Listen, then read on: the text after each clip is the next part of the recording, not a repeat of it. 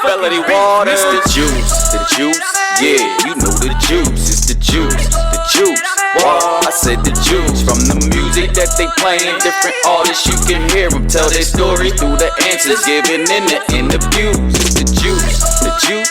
Whoa, I said the juice. It's the Welcome juice. to the Juice, y'all. This is your host, MELODYWATers. We're live here in Juice Studios. I got a dope panel with me today. I'm super excited for y'all to come through and check things out. We have a lot of great discussion that we're going to talk about, and man, it's great to have y'all here. So thanks for coming back to this week's episode of The Juice, and I hope you've been enjoying yourself. If you have, hit that subscribe button, y'all, and tune for the next week. So let's go ahead and get this show started, y'all. We have a great panel here today. We got Kool-Aide in the house.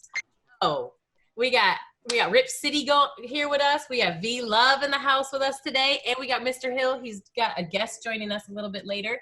So I'm super excited to have all you guys here. Thank you guys so much for joining me. No problem. Great to see all your beautiful faces. No problem. Happy to be here.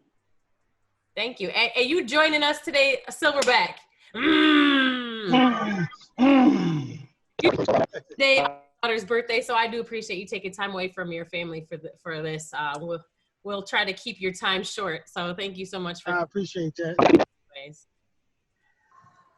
So yeah, let's go ahead and get started. I'd love for each of you to kind of tell us a little bit about who you are, and if people haven't heard of you before or they don't know a lot about you, just kind of give them a little brief insight about who is the person that you are. So let's go ahead and ladies first, who is VLove? So VLove is actually my stage name. A lot of people don't know it. I use that name when I do my stuff in the city, out of state, whatever. I have a degree in law enforcement and I have a degree in criminal justice, so I have 2 degrees. I currently work with youth that are at risk for sexual exploitation, sex trafficking, at-risk youth, or they have been trafficked. That's what I'm working with right now. I'm somewhat of a case manager. That's not my actual title, but that's basically what it is. And right now, I'm working on my business. I have a business. It's called Babyyy. Babyyy is Latin for beautiful goddess. I came up with that name because I wanted to be different. I did not want to be like everybody else with their business, plush, bougie, whatever people are coming up with now. It's all the same. I like to stand like different away from everything that everybody's doing and following trends. That's not me right now. So yeah, it's just a little bit about me. Dope. Yeah. Thank you so much for being here with us today, Goddess. I appreciate you. And I have tried her line, by the way.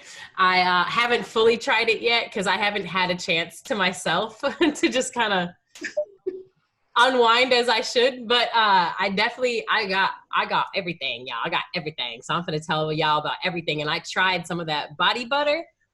Ooh, she uses all natural products. Y'all, ooh, that body butter was life. So I'm already knowing everything else is going to be fabulous. You guys definitely got to check her out and support. Thank you so much for being here today. I appreciate you. No problem. Kool-Aide, Silverback. Who is Kool-Aide?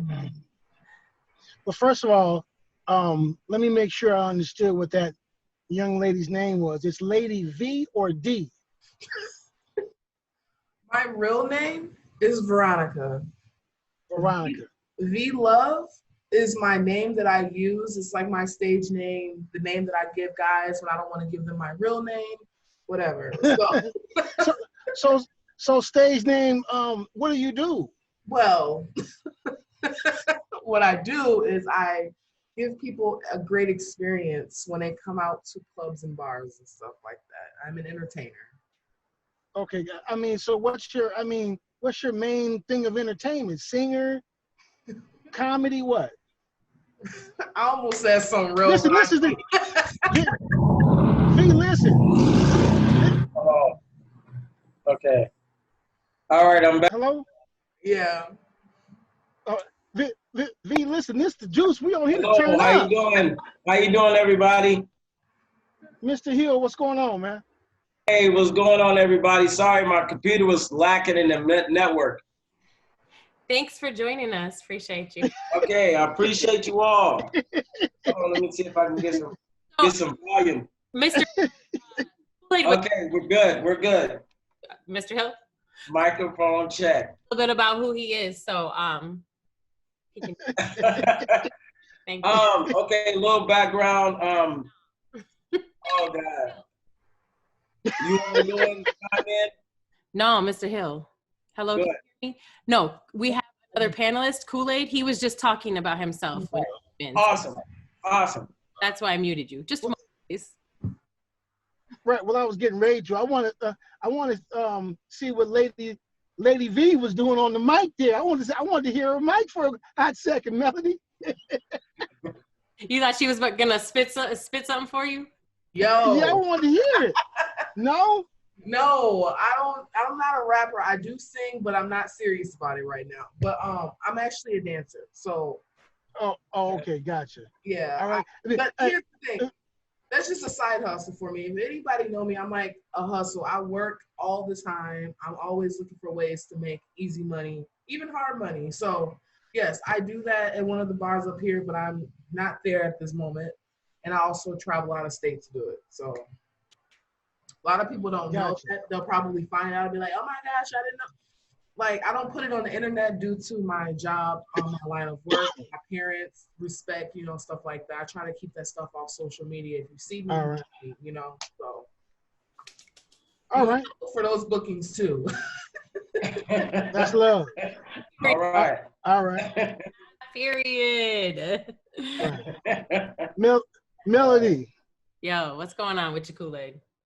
Man, you know me, I'm an MC. I wanted to see who was going to check the mic real quick. How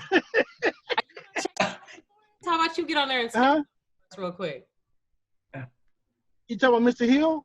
No, you, Kool-Aide. Oh, okay. Look, young homie, the game ain't the same. Niggas rock fake chains and switch up gangs. I just saw a guy get stomped in the tussle. On the block for a zapper watching Gucci belt buckle. And dig this, he was from the same set, same color, same turf, same rag, but they still put that work on him. So nasty, it'll take you under. Yeah, don't play with me, I'll blaze it up. Hey, it's a Juice. All right. Yes, sir. Yes, sir.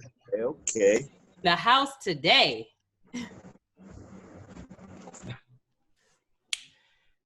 Okay, so Kool-Aide, that tells us a little bit about you, right there. Right. Right. Tell us a little. Well, in a nutshell, I've been in and out of the music game for over 20 years. Right. I mean, like literally, like in the industry. I've written for everybody from Snoop to Fantasia and everybody in between. That's my first love, right? But what puts food on the table is I'm also going on a 24-year build commercial restaurants, residential, and new construction. But music and sports is my first love. There you go. That's all that's to me. Hey. I don't want no smoke with nobody. All I want is the love on everybody. And everything that's in somebody's heart, that they desire, I hope they get it. Not tomorrow, not in a month, but today. That's all I'm on. Love, peace, and happiness. I want all the smoke. I don't want none of it. I don't want none of it. Well, where you at then? Pull your mic out. We can go right now. You're going to be like, stop. Yes.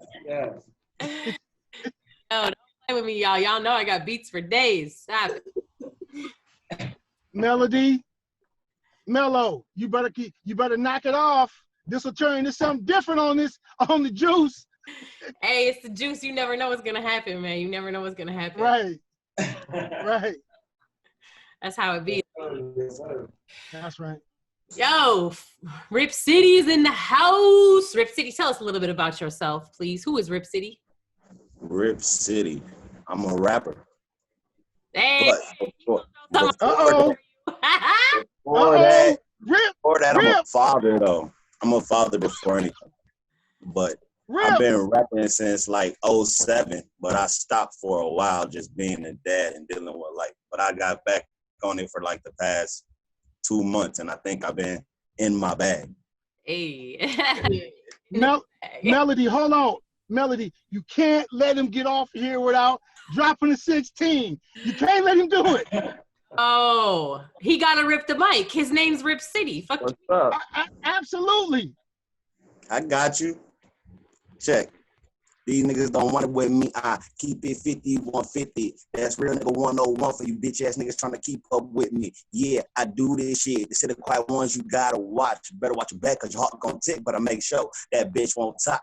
And I gotta get mine 24/7. Niggas know the game. That's why I'm on the grind. Money over bitches, bitches over lanes. But you dumb assholes really don't know how the game go. Chillin' with the fam. Jizzle got 4 when you know King Rec got 20 more. Nigga, let's go. What you bout? Money over here, over there's a drought. And you better stop running your mouth or I have my bitch come knock you out. Nigga, that's real. No prankster. And I gotta keep it gangsta. And Shouty just cashed me out for your name, bitch. I said, thank you. What's up? That's right.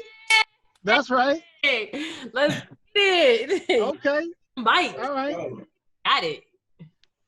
You satisfied with that Kool-Aide? That was proper. Hey, Kool-Aide. I heard that name before. Kool-Aide, you want to know what? Now you just made it so everybody that comes on the Juice that claims to be an artist got to spit something. Oh, they got to drop. That's it. They have to. I got a question for Kool-Aide though. Yes, sir. Do you know somebody named Nightfall? Nightfall. Not right offhand, homie. Not right offhand. Because I think he mentioned that name, that Kool-Aide name. Like I heard that name before. I've known to put a little work in the mic, man. You know what I mean? Yeah. Just a little bit. He do music and shoot videos and stuff. So I thought. Oh, okay. Yep. Gotcha. Yep. Gotcha. That's what's up. That's what's up. Rip, we got to get together, get on the track, homie. Hey, I'm with all that. Oh. Anytime. And get Lady V there to do something, and have Melody shoot it. See how that works? Hey. So my hood rat activities activated at 1:16 in the evening. Okay, activated.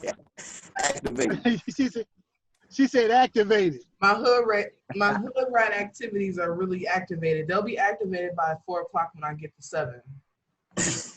All right. Hey, y'all, don't activate him at 1:16 though. Come on. Right. First of all, I'm not even ready for activation yet, so I need to sit down. Pre-activated yet, so you can't get into activation mode. Okay, chill out. I'm always activated. Always. It's the name Rip, I suppose. Yeah, that's got a lot of meanings to it. Well, thank you so much for being here with us, man. I appreciate you for coming through. I'm looking more about Thanks for having me. Absolutely. Mr. Hill, What's good? Pleasure to have you here. Who is? Yes. In the building. And I do have a couple hot 16s, so I got What? a lot of heat. A lot of heat. SOP, Spirit of the People. We got the band. I got rehearsal next Tuesday. We building it out. Not just managing 50 Tyson. We got a lot of records on YouTube right now. We're dropping a lot of things for his brand, building his brand out. We have a lot of things I'm doing right now from nonprofit, creating jobs to building out the platform for 50 and everything we're doing with SOP. Just got the other situation with Sony, so everything is building. Right now, I'm just pretty much just building out the platform for Loving Hip Hop. That's the new platform that we're building right now with the band. And one of the records, we have different records, but one of the records is Beautiful Dream, and it's something that that's be coming out pretty soon. We're working on that now. But the main thing I wanted to push was 50 Tyson and all his records that we pushing right now, that he's doing really good for the city, building a good platform for him, and stuff like that, and just building. That's the main thing. You know what I mean? Mr. Hill. Yes, sir. I got a question for you. Yes, sir. You see that on my shirt? It said Gorilla, right? Yes, sir. I ain't trying to hear none of that you're talking about. I want to hear that 16. I want to hear that 16. Surviving through these traps all day, we are champions. And Babylon, we fear none. Surviving through these traps all day, we are champions. You never stop me or keep me while I'm breathing. My G's are heat seekers with homicides completed. We enter a war zone where stress is overloaded, feeding the unloaded on anybody who wrote it or quoted. I'm in this dungeon with seas of adversaries, lost in the mind frame, but busting whenever ready. Confetti is always sprayed, embracing what I say to keep us focused on survival, winning ninja motivation. Take it to a scene where breathing is in the button, percussing the beat, screaming and bleeding. It feels to love it, breaking the concrete, or facing a plantation to sell black humanity, change and slave trading, national motivation, shells shocked and misery, hear the voice screams, erasing all the piece of me. The power's in me as I move with my G's, while my homies steady fighting through their pain, feeling trapped in this game. And Babylon, we feel none, surviving through these traps all day, we are champions. And Babylon, we feel none, surviving through these traps all day, we are champions. Yeah, yeah. You know, Yes, sir. one of the records, Yes, sir. That'll be coming out pretty soon. Okay. You know, we working. Yes, sir. Working. We be Yes, doing sir. live SOP. You know, we got many records from rock hip hop to real street. One of the records that I really feel is like Joyride, like helping people understand. Because I grew up, my father was on dope in California, so I grew up hard, and a lot of people don't know my backstory, but I grew up in Bakersfield, California, on the east side. I didn't wear the color red for 18 years because it was that bad with the Bloods. It was real life. It wasn't no game. Hey, what? You know what I mean? What part of California, Mr. Hill? Bakersfield, California. I got in the entertainment business as a dancer at 13 because my dad was on dope. So I would try to get out the house. So I started dancing. I learned. I had made my older brother teach me. Lonty Hill with the LA Hill team. That's my older brother, Lonty Hill. We do a lot of things with a lot of people. He taught me how to dance. He the one that taught me and pushed me because I needed to escape from the house because my father was on dope. So we endured everything and branched our life and everything around that to push other people and do more in the community. You know, from a lot I of spent a lot of time in Bakersfield. Yes, sir. You hear me? Yes, sir. A lot of time up that way. Okay, yeah, a lot of love to 805, you know, Kern County. The main thing, I've been in the Midwest since 2003, pushing it hard for the artists out here.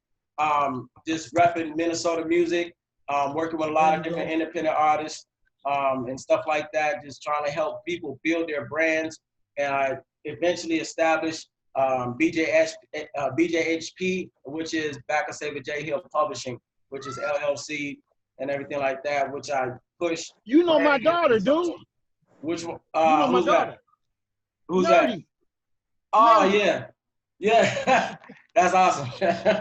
That's what's up.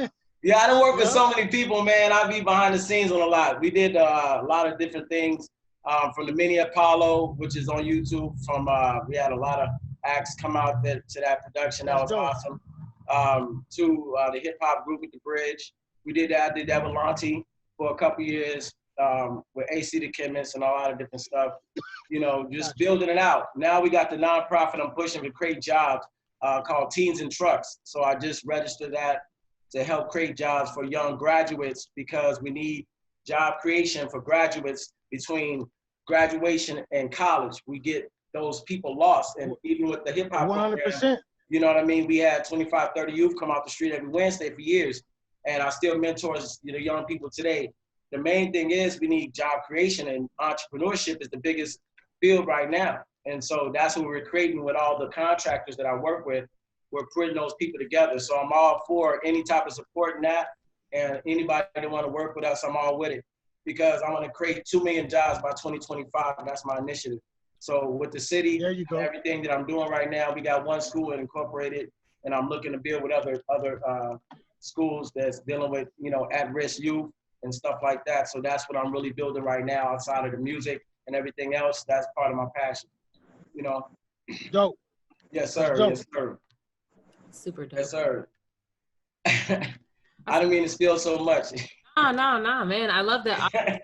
Yes. Love to connect. You got a lot of great stuff going on. Yes. Busy. That's dope. Yes. With us today.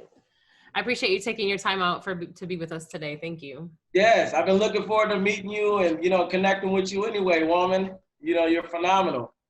Honestly. Yeah, that's awesome. Appreciate that. Thank Yes. Mello, Yes. salute Mello. you. Hey, That's what's up. Anytime, anytime. I'm waiting on 50. I'm waiting on 50 to get back on the line. 50's, he be all over the place. oh, that's cool. Yeah, no problem. Yeah. I do want to get going on these on our topics, and I know Kool-Aide might be trying to duck off on me, so I gotta. Oh, here we go. It's my baby girl's birthday. Don't do me like that, Mello. Don't do me like that. You get that's the only. Let your daughter know she is the one that saved you. She's your saving grace today. I absolutely will let her know that. Because I swear to God, I'll show y'all the shit list. I got one. It's long too. Now let's get started though, but let's start on Kool-Aide's because his is actually very fitting in more ways than one because today is his daughter's birthday. Let's talk about how important is it to have fathers be present during dinner time in life, period. But yes, during dinner time specifically, I like this question. Kool-Aide, please go ahead and talk about this and where your heart and mind was coming from with this one. Right. Well, I kind of connected with Mr. Hill there. Hey, homie, I'm from San Diego, California, homie, Skyline, Blood. Oh, okay. You know. Okay, so you Yes, already sir. know. You already know. You already Man, know. East Side Skyline, homie. Man, you know, look. so Look. listen, born and raised. You understand? Yes, sir. I didn't come yes, here till sir. I was grown. That Right. So we didn't even got to get off on that tangent. no, we there, ain't got to go there. right. Listen, I will tell you this. There's hardcore numbers Yes. that show, you know, that's evidence-based, if you will, homie, that show when the father doesn't come home every night, right? Yes. Yes. And isn't present during dinner, the different outcomes that their children have, right? Yes. There's so many different things and listen, man, if there was like a medal I could give myself at this point in my life, not always now, I ain't gonna tell that lie, but at this point in my life, I would give myself the medal for being the most active, involved father, right?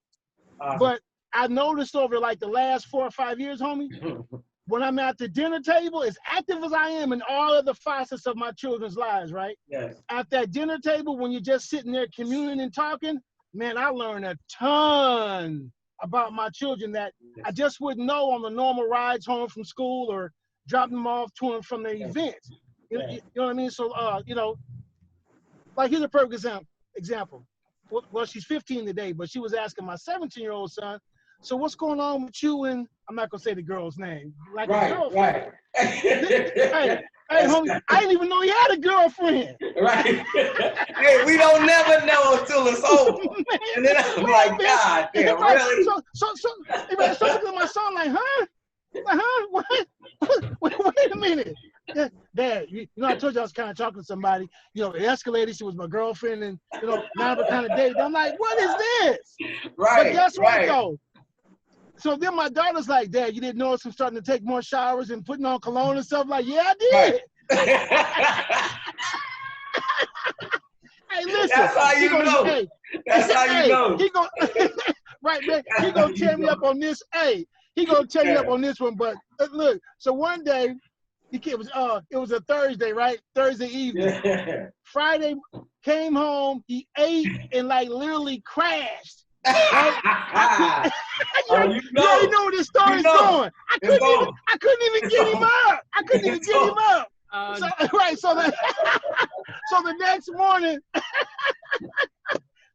morning, on the way to school, I'm like, come on, man. I was like, son, so you got your little taste yesterday, huh?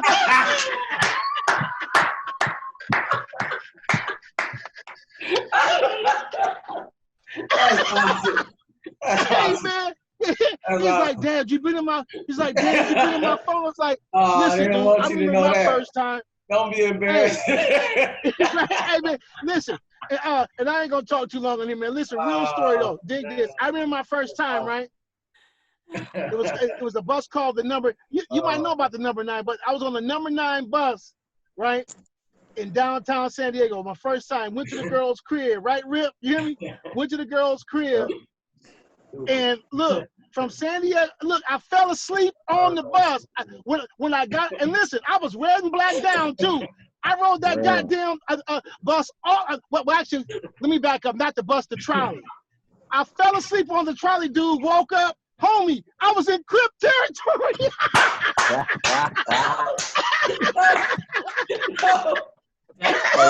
The trolley broke is the stopper right there. They should have known better. No. Man, listen. Look.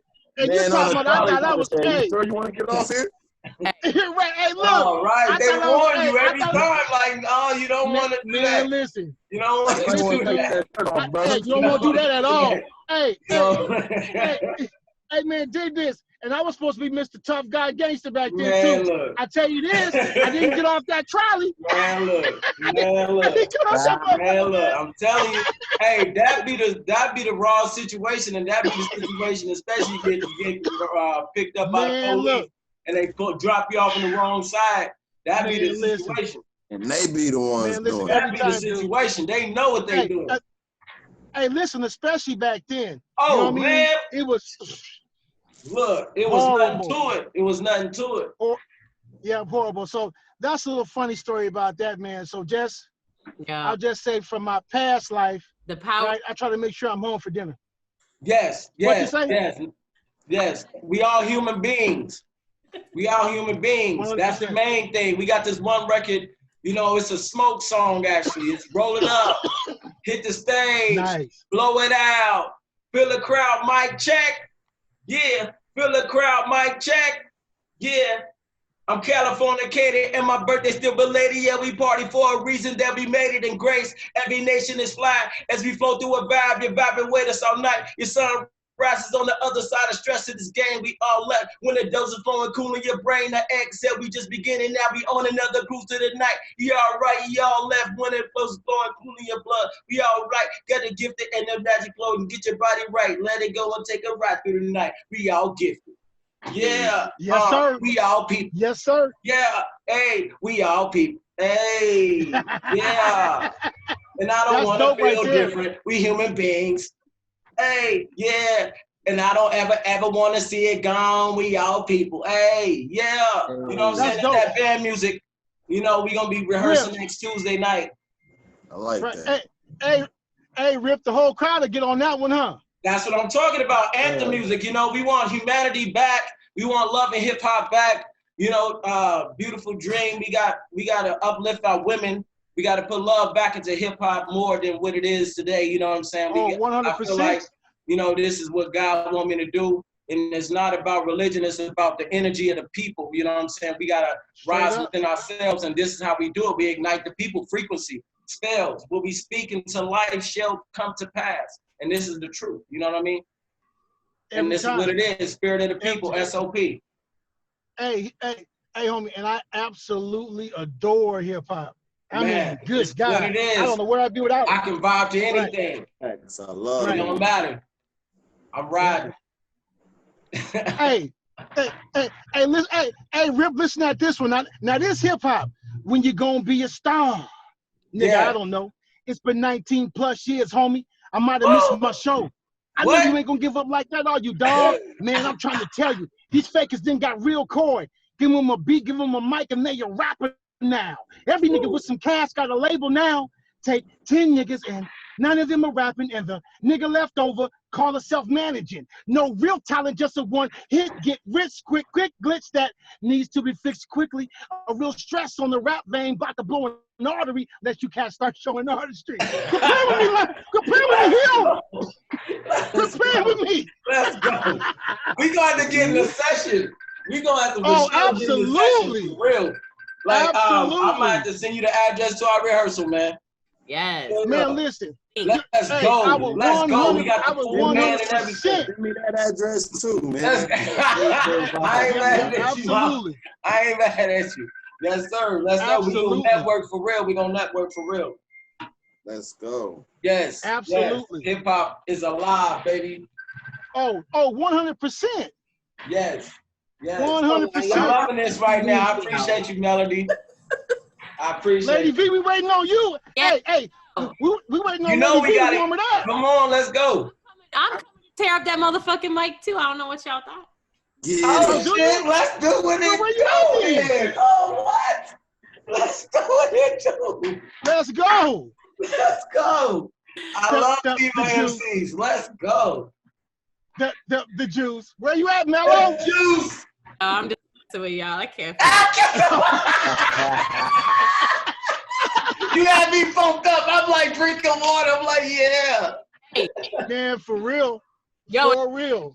in real life though, I really can. I just don't do it often, and it's not really my. Shout out Right, to all for the real. Rapper, trapper. Not a rapper. I'm a trapper, not a rapper. Get it. Absolutely. Yeah. Hey, but VLove might get on that mic and tear y'all up and just be like, blow y'all up. Hey, I'm all with it. Hey, listen. Y'all just subscribe to my I love it. OnlyFans account at this point, okay? Just subscribe to my OnlyFans. Here's spit. Go. Ain't nothing wrong with that. Joking. Let's go. You would definitely be entertained. Damn. I gotta be in trouble. Yo, man. Yo. Touching back on the importance of fathers at dinner time, like Yes. that's real though. I agree with you. I think dads are important in their children's lives, period. Like they're major. Like it's important to have that balance of male and female energy. Like I really For sure. Right. reason that we balance each other so beautifully. You know, like I had both of my parents growing up, and I still have them around, and I'm 27 years old, and like, I'm glad my parents didn't kick me out at the age of 18. Oh, you need to go How was that? get a place. I've been both parents. And me having my dad in my life, like even to this day, like if I need something, he got me. I don't have to depend on no man. I depend on myself, and if my dad knows I need help, he'll come and help me out, you know? But having him around as a kid, I mean, he wasn't as active as I wanted him to be, but he was still there, which was important. Can't say that. You know, he didn't come to all the sports games and all of that, but he was still there in the house. He was still there to discipline me. He was still there to help my mom. Oh, he was there though. That's good. He was there, but like my mom would get frustrated. He doesn't go to any of your conferences, your games, your practices, none of that. Like, but he would try to be there, and now he's doing a much better job, even though I'm grown and out of the house and, you know, independent for the most part. But he's still like. My dad came to one of my basketball games when I was a child, just one I could remember. And the man came at the end of the game. It was like the fourth quarter. We won the game 92-8. Like, he missed everything, like whatever. But what's crazy, he wasn't around when I was a kid. Like, I mean, me and my older brother, we used to go see him. Like, he was around like that. We'd go see him, hop on the bus and go see him, spend the night every couple weekends or whatever. But I don't remember him ever coming to see us, coming to no conferences, school, coming to check on us, check on my mom, none of that, like, ever. And what's crazy is, as I'm 31, a couple years ago, I stayed with my dad for like a year. And that's like the most I've ever been around that man. And I still don't really know much about him, and I still never really asked him. I never really cared because he never was really there. So I would not give a fuck. Hey, Rip, if it's all right to ask you, homie, how come you just don't, you know, the same way you just, you know, you on here talking, have you ever rapped at him like that? Like, look, Dad, you know what I mean? Have you ever just asked him? Nah, I never cared. And I mean, my dad, I don't know much about my Like, dad. I've thought about it, but when I be around him, I never really just cared to, like, what happened. Like, I don't even know I don't know how him and my mom met. I don't know how that ended. I don't know none of that. I never really cared.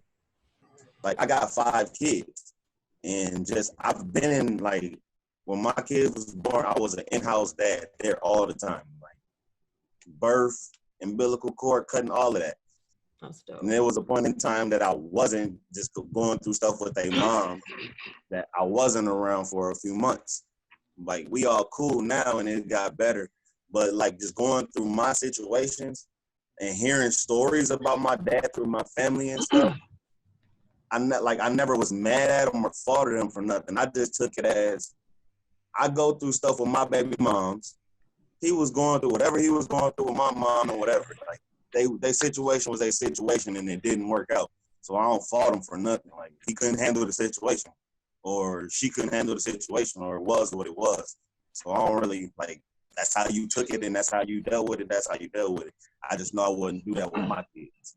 So being that That's what's up. like an actual active father in your children's lives, do you see a difference, you think, in like how your kids are mentally and how you felt like you were as a child? Yeah. Like my kids are a lot like me, but they like more, they got like, I don't know, because they get away with more stuff with their mom. I mean, they get away with more with me because I'm the dad. So their mom is more the rah-rah, whatever. But I got cool kids, like they cool. Yeah. And like That's what's up. I grew up with an attitude problem. It might be because of that and some more stuff or whatever. I got shot when I was 14. Damn. I still got a bullet in my back. I just been through a lot in my life, and I just deal with stuff how I deal with it. And my kids don't really gotta, go through that because I don't want them to see what I saw and deal what I dealt with. And they got their mom to, do what she do, and it's all cool. Like we both there. Like I just always had my mom and my brother. I looked up to my brother as like, if anything, a role model. Not a father figure, but I wanted to be like my brother. Like, never wanted to be like my dad. Well, I commend you for being there, man. Some of the hardest parts is making up for things that that's not right. But sometimes you just got to build what you have. What you have now is a good relationship with your children, and you building that. You know what I mean? And I see how much they love me.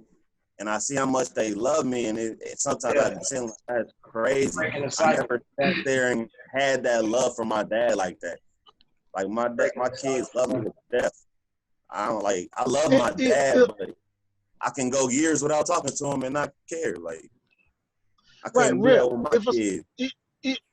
Hey, Rip, if it's all right, I'm gonna share something with you, right? And unfortunately, this story is too common between us black men, right? My mother and my father got divorced when they were 9, right? I didn't see my father from the age 9. I didn't see him again until I was turning 21. That's crazy, right? No communication, never saw him. And I remember just getting up one day, right? Without getting into detail, I was like super heavy in the street at 21. I remember one day just thinking, you know what? I'm gonna go pull up on my dad, right? Mm-hmm. And this gonna sound petty, but I pulled up on him, rang the doorbell, came in, and he was cooking like some of my favorite food. My father's from Kingston, Jamaica. Dig this. Born in Cuba, but raised in Kingston, Jamaica. That's crazy, right? That's anyway, dope. right? Oh, right. So listen, I go in there, and I never understood why I had like this Spanish flavor to me, because I never knew my father was born in Cuba, right? For real. Never had that dialogue with him. And then my love for cooking and like, it's all the Caribbean flavors. So as soon as I walked in, I was like, oh man, my dad cooking some oxtails and rice. So before I could even cut into my feelings, I was like, what's in the pot, right? You already started the conversation. Y'all was bonding already. Hey, there you go, dude. So then listen. We sit down, we eat, get up, and we go in the living room, we're sitting down, and he has, I like adore butterscotch candies, dude, like the real ones. And he had a thing of butterscotch candy sitting on his desk. And listen, homie, I just burst into fucking tears. I was exactly my fucking father, dude. Then I started hearing how he came up on the streets of Cuba and in Kingston, Jamaica. How he hustled. I was like literally a recut of my father, dude. Isn't that crazy? Because me being around my dad, like living with him while I was grown, I noticed that we got some of the same, like our attitude and stuff is kind of the same, like, and like we kind of the same, we kind of the same person. But then too, I be thinking like how I never really asked him nothing, he never, and vice versa, he never sat there and asked me about my life. Like, I'm a grown ass man with kids, and you ain't really asking me no questions like how, like you wasn't there. How ain't you asking me nothing? Like, I don't know. Maybe I just take it and just be like, I hold it in. Like, if it's fuck me, it's fuck you type shit.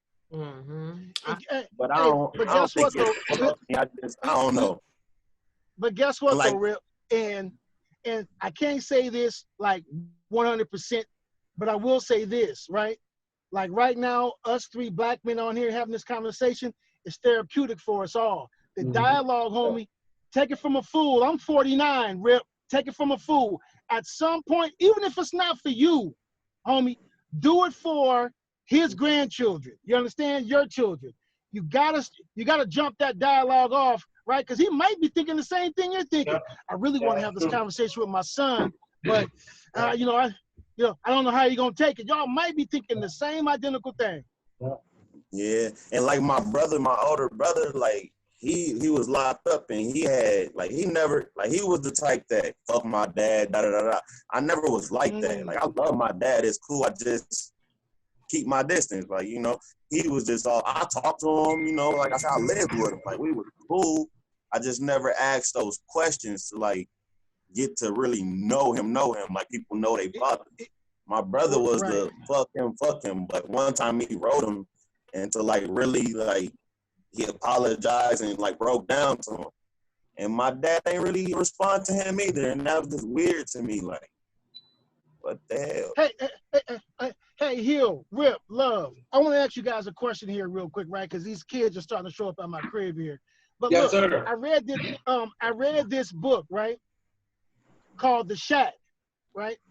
Now listen, I'm not pushing religion because I can't. I can't preach to nobody on here because I can't. But let me just tell you the quick synopsis of the of the book. There's a father, a serial killer kills his daughter, right? He shows up one day to his house. There's a note in his mailbox, and it says, "Hey, this is God. Come out here to this shack in the woods, and I'm gonna tell you what happened to your daughter." Fast forward to the point I'm trying to make. The character in the book is this guy named Mac. Mac asks God, "Listen, you're God, right? How come you didn't stop the serial killer from killing my daughter because you could have, right?" Guess what God said to him? Guess what God asked Mac, Rip? What's up? God asked Mac, when was I supposed to stop the killer? When his father was abusing him like he abused you? Or was I supposed to stop it when your grandfather was being molested by the people in the church? Dig that, homie. Dig that. Now, I'm not making no excuses for my father or nobody's father on here.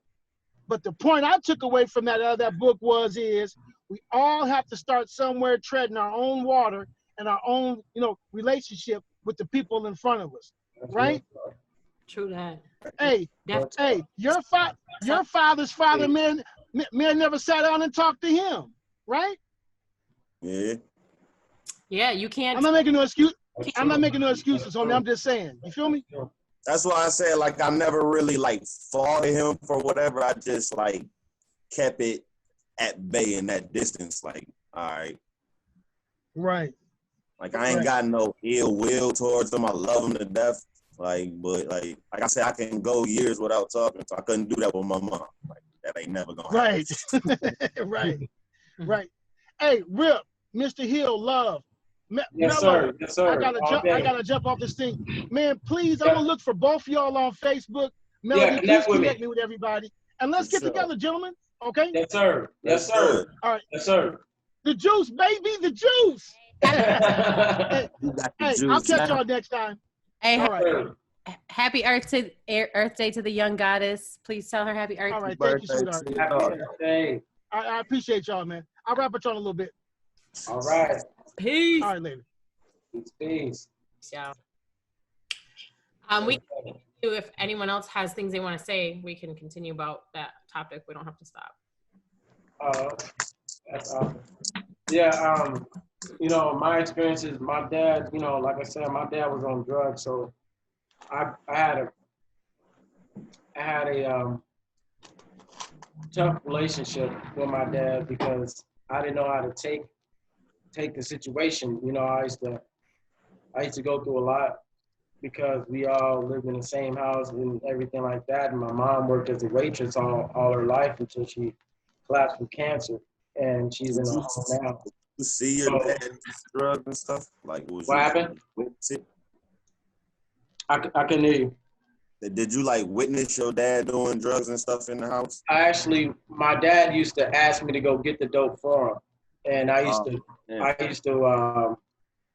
call it the long walk, because I knew that if I didn't go get the dope, he was gonna end up doing something with my mom. And it's like, it was my big homie that I was getting the dope from. He was hurting him. Yeah, so I would do it out of love for him, to kind of protect him, but at the same time, I was part of the destruction of my own happiness, if that makes sense. Cause I heard about my dad doing drugs and stuff too, but I was never a witness to it. Like I said, he wasn't around, so I didn't know. Like I heard that as me being. I'm sorry for the background noise. Well, I'm over north. I'm right on Penn and Broadway, so. That I'm right on Penn and Broadway. ass, you know. I'm right in the road. Hey, you might hear some shots. Yeah. I'm just saying. You know, we probably hear the same stuff. But to be honest, you know, I love my father. He's a very wise man. He just got into his situation through the loss of his father, and I had to learn that. And that's why I had to forgive my father for a lot of the things we went through, because we bought a new TV every week for 18 years. This is how bad it was. And all the Christmases, the presents were sold. And, you know, I had to endure a lot. I created a personality and an entertainment to get away from it. That's how I escaped. And that's why I became a great dancer. And it pushed me and elevated me in the music business to be what I am today. And it just helped launch me. But I understand and I know the pain, you know, the pain is real, and it's something that you have to develop a place of peace, you know, so you can develop a better generation, you know, because right now it's like we're going through so much, you know. We need to unite, you know, and any means necessary, no matter what we can do, try to come together, because you never know what's on the other side. Like, you know, my brother was saying, I totally agree. If you never know, if you never ask, at least, you know, have that conversation, you'll never know. And I feel like you'll be something in your spirit that, you know, you want to know, you know. That's just how I feel about it, you know, as far as that. But, you know, but I support, you know, all people in every way, you know, because I know through my experiences, living 2 different lives within myself, because I had to create this personality to deal with my pain. I know what it feels like. And I use my music, I use my energy to, you know, launch more into existence, you know, and I always keep God in my life. That's one thing that saved me many times throughout my life, from the military to the streets. You know, when I was overseas, I dealt with a lot. Military? Was in the military? Yeah, I was in Army. I was in Army for 8 years, and I remember when I got off the plane in South Korea. I remember the NCOs told me I was a speed bump, and I didn't know what that meant. You know, and I'm the type of person, I'm gonna try to figure it out, because I don't want to just be a speed bump, you know, in case something go down. So they explained to me that I was there to slow the North Koreans down if they attack us. And so the war horn would go off every day at 12 o'clock. And they said, if the war horn goes off past 10 minutes you know, in that moment, I'm not gonna make it back home. So I took that to look at life a little bit different, because every day my life paused. And I thought of everything I could take with me if I passed away, but there's nothing you can take with you but what you leave behind. And that's the essence of life that I see right now. And that's why I want to build, you know what I mean? And connecting with people and building those relationships is the best thing you can do, you know? And that was the hardest thing that I lived through, training you know, training in the field and going through everything that I went through, you know. And that's why I see life the way it is today. You know, we all people, we all human beings first. That's what God taught me. In meditational training, I went through that every day for a year and a half straight overseas. I didn't have nothing else but life and death. That was it. It wasn't like being stateside where you have your projects, you have your hoods, you have all those things, you have those blessings, even running water and electricity. We take a lot of things sometimes for granted. And we don't realize, like, even our projects are like mansions to some of those people. I've seen structures of tin and cardboard built up 3 stories high with no gate or no ladder. You know, I'm trying to figure out how did they make that, you know? It's fascinating. It's a whole other level, and South Korea is one nation, so it's one energy, it's one nation of energy of people. Here in the United States, we have multiple pockets of energy of people, and so we have to learn how to understand that those different pockets will feel differently, but we are all human beings first, and we just have to understand how to create dialogue to create that unification between all of us, and that's pretty much where we're at. You know, not to get off topic, but I mean, it all coincides with full circle, because that's just that does have a lot to do with talking about, like what we were just saying, but fathers being present at the dinner table, like having those conversations, building those relationships, teaching our how to build those relationships. And it sounds like all of us kind of went through, none of us really had that, you know what I mean? So I guess all we can do is be that. Right. Be that. That's exactly right. Be that. That's like what you were, that's kind of goes into your topic of overcoming obstacles. Yes. That's all it's about. Obstacles, you know, that's we have to overcome obstacles in life in order to move forward, and we have to be the, if we're not the ones to break the cycle, then we just continue that cycle, and we put the ability person to break the cycle, and doesn't always. And it's tough. It's not easy. You know, it's not easy to break those habits, you know, because I had to develop a lot of habits to survive. And I remember my father used to tell me when I got off the bus, all through high school, like he would tell me, you got to get out there and get money to eat. Like if you're going to eat, go make money to eat. I had to create every hustle I can imagine it, from selling oranges to washing windows to, you know, all these things to Silverback, guerrilla music.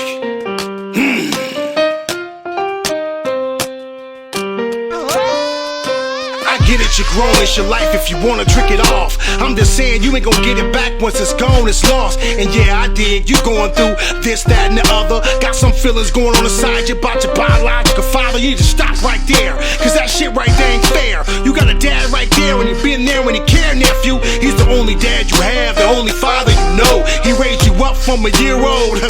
Tell me I'm lying, your mom, she's the best. If you keep it real with yourself, you fucking up, nephew. You gotta take this one on the chest. And I remember when them lame fucks was all in your driveway. Had your mama and your baby sister naked, shit could've went sideways. Talking about you got it, but nephew, you ain't got it. Cause if you did, shit would've been dead and never been poppin'. And it's true, Uncle get down in a minute for you. On some legit shit, now when you actin' a fool, you gon' get what's coming to you. That's why I made this record to talk to you, and not to preach for you. Take it from a fool, I done been there and gone through what you going through. I had a stepfather too, and sometimes I wanted to kill him, but I had to realize I was just all in my feelings. Your mom, she loves you most. She stopped you from meeting, she had her reasons. Believe me, she played it for your best interest. Now I'm not saying you shouldn't have a relationship with that man. I'm just saying, don't disrespect and neglect the family you have. Cause how you acting now, it just ain't right. You're headed down a dark road with no light. You're barely 20, you got a chance at this life. You gotta tighten up your sights. And the wannabe niggas you running with, let them be, it ain't right. And just last night, I had this talk with my daughter. Everything's been laid out for you youngsters. What's the problem?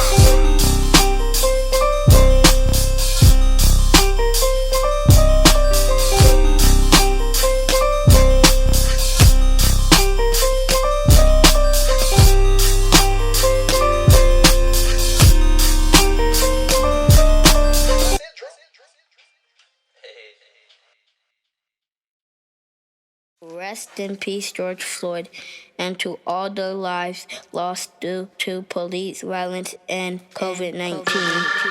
A message to the government, and most of all the presidents. You can't forget them white devils. Bury them hunkies and throw away the fucking shovels.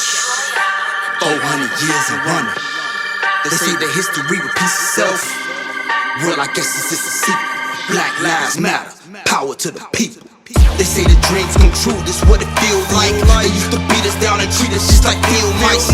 Fought forever in the day for some equal rights, just to find out to this day that we ain't equal, right? And even though the chain's gone, it's the same song. 5 more shoot you dead for talking on your cell phone. He said he couldn't breathe, and he obeyed your order. But most of all, you took it from his fucking daughter. We need some order restored, it's getting out of hand. I'm tired of burying niggas. Courtney was my friend. Y'all took that boy from his mom like it was nothing. They said he had a gun the whole time, it wasn't nothing. Crooked ass cops shoot you dead on the block. Put your hands up, it don't matter, I gotta take a shot. One time don't like us and they never fucking will. No ride for a noise, the place so high someone get killed. Y'all some thirsty motherfuckers, that's some dirty motherfuckers. Wonder why we ran in your shit and burnt them motherfucker. Minneapolis, it's the people's, this is takeover. 38th and Chirac, they got a whole makeover. But the war ain't over, gotta keep fighting on. George Floyd, this producer, tell him bring it on. Black lives matter, cheers to the season. And we won't stop till the cops stop breathing. They say the dreams come true, just what it feels like. They used to beat us down and treat us just like field mice. Fought forever in the day for some equal rights, just to find out to this day that we ain't equal, right? And even though the chain's gone, it's the same song. 5 more shoot you dead for talking on your cell phone. He said he couldn't breathe, and he obeyed your order. But most of all, they took his fucking daughter. Chains, whips, handcuffs, and nooses. 400 years and running, they still on bullshit. Hands up, don't shoot, I can't breathe. Tryna cop a beat from a cop who will shoot you on your knees like, damn, where they do that at? Right here in America. Just cause you black, they want a white world. Can you imagine that? They want our melanin too, but we ain't having that. Been oppressed for too long, community too strong. Black lives matter, put your fist up for who's gone. Tamir Rice, Philando Castillo, and all the others. Rest in peace to George Floyd and all my sisters and brothers. From day one, these people been trying to hurt us. They ain't hide behind the badge to get away with these murders. Man, I'm tired of this shit. Pull up and pull him out his whip. Fuck him and his kids and his bum ass bitch. Grab his gun, pull that trigger for my people. But to you, I'm an ignorant nigga. Cold blooded, real shit. Let's pull of them on them. Cock the Glock, pop a cop, hit him again and again. When this shit gon' end, don't see no wind in sight. And fuck that weak ass flag. We finna fight this fight. Whether wrong or right, we gon' protect our life. Shit, I got 4 black sons that gotta sleep at night on me. They say the dreams come true, just what it feels like. They used to beat us down and treat us just like field mice. Fought forever in the day for some equal rights, just to find out to this day that we ain't equal, right? And even though the chain's gone, it's the same song. 5 more shoot you dead for talking on your cell phone. He said he couldn't breathe, and he obeyed your order. But most of all, they took it from his fucking daughter.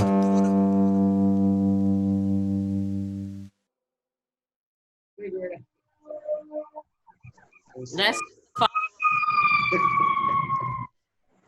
I'm sorry, we get this a lot. I think that I wanted to contribute something to this conversation. I'm not a father, I'm not a mother, so I was adopted at the age of 6 months. I never met my birth mother or my birth father. Matter of fact, there's no information on the father according to the documents that we have. And you know, my birth mother was a drug addict. She was essentially a crackhead from what I was told. And she lost all of her kids. So with that said, I'm glad that I was adopted by parents. Yes, they had, you know, experienced trauma. I mean, my parents are old as shit. They're like 60 something years old. And they grew up in the 50s and the 60s during that time. Segregation and stuff was very much still relevant. And they went through the Jim Crow era.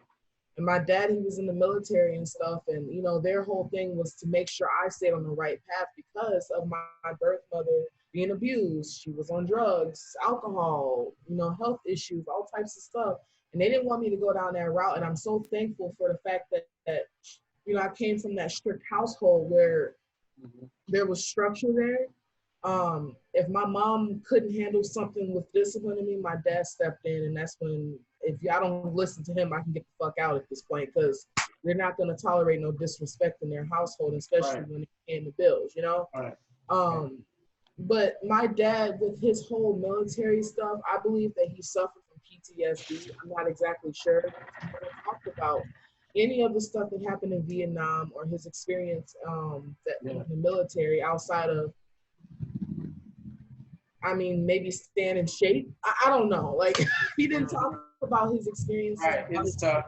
His friend got killed. You know, he also experienced a lot of stuff growing up as a kid. There was a lot of abuse in his household.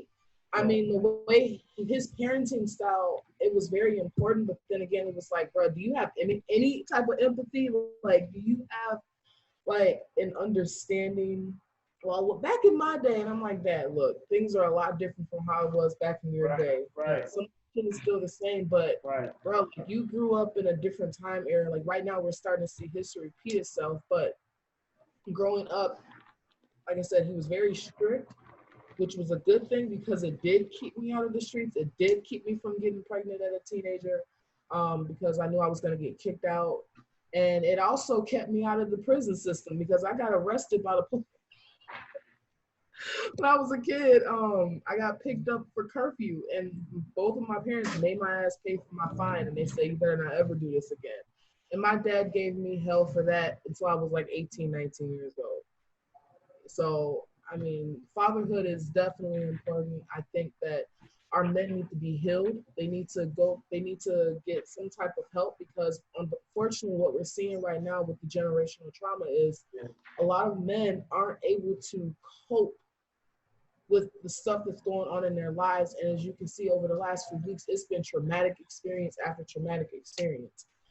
And Black men, they have a lot to deal with on top of their personal demons, the outside demons, the demons in our society trying to break them down and belittle them and demasculate them and make them feel like they're nothing when they're kings. And I support the fathers that are actually trying to be fathers at this point. But what I don't understand is how in my situation, a man gets a woman pregnant, whether she's on drugs or not. I don't even know if he knows. He may not even know that I exist. But once again, you aren't even nowhere to, like, if I wanted to find out who my siblings are, I can't find them. Which is fucked up because I could end up dating somebody and then my kid might come out with a missing eye because of our DNA. She said a missing eye. So sounds like whoever I decide to have we got to do a DNA test to make sure we don't got no relation. All because Buddy decided to get a crackhead pregnant. I'm being so serious because I'm like, girl, I feel you. I feel what you say. Nah, I met some people when I was in high school. Met some people that was my cousins that I never knew was my cousins. Like, ain't that sad right there? I mean, it's a good thing to meet them, but it's like, whoa, hold on now. What if we would have, like, you know? Yeah. You know, some shit. All bad. It's all bad. Oh, wow. Yeah, that's real, though. That's real. That's the crazy thing about adoption, too, is, like, because a lot of, you know, people don't know who their birth are. And so, like, yo, it could, that's the thing. You don't know anything about your genetic DNA, like, you know, any kind of illnesses in your families. You don't know anything. You bump into your actual, like, half brother or cousin or something, like, fall in love with this person. Right. Oh, Dad, that's terrible. Crazy fucking world we live in, man. Right. Crazy how people can just pop out kids and then they put them in the system and nobody knows anything about the kid. Like, hold on now, that's you pushing it now, like, for real. Yo, that is crazy that they don't have any kind of information. It's not like it's right. You would think they'll have records. You know? They have the birth mother's records. I don't have her records. I don't have her name, her address, or her phone number. And even still, you ever tried to get it?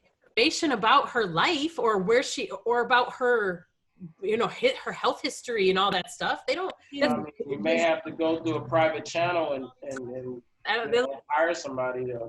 All you gotta do is go through Facebook. Boom, you right there. You gonna find it. Yeah. I gotta get her first and last name, but I mean, like I said, it's not gonna be hard. I just have to go find my adoption records, which is at the county somewhere.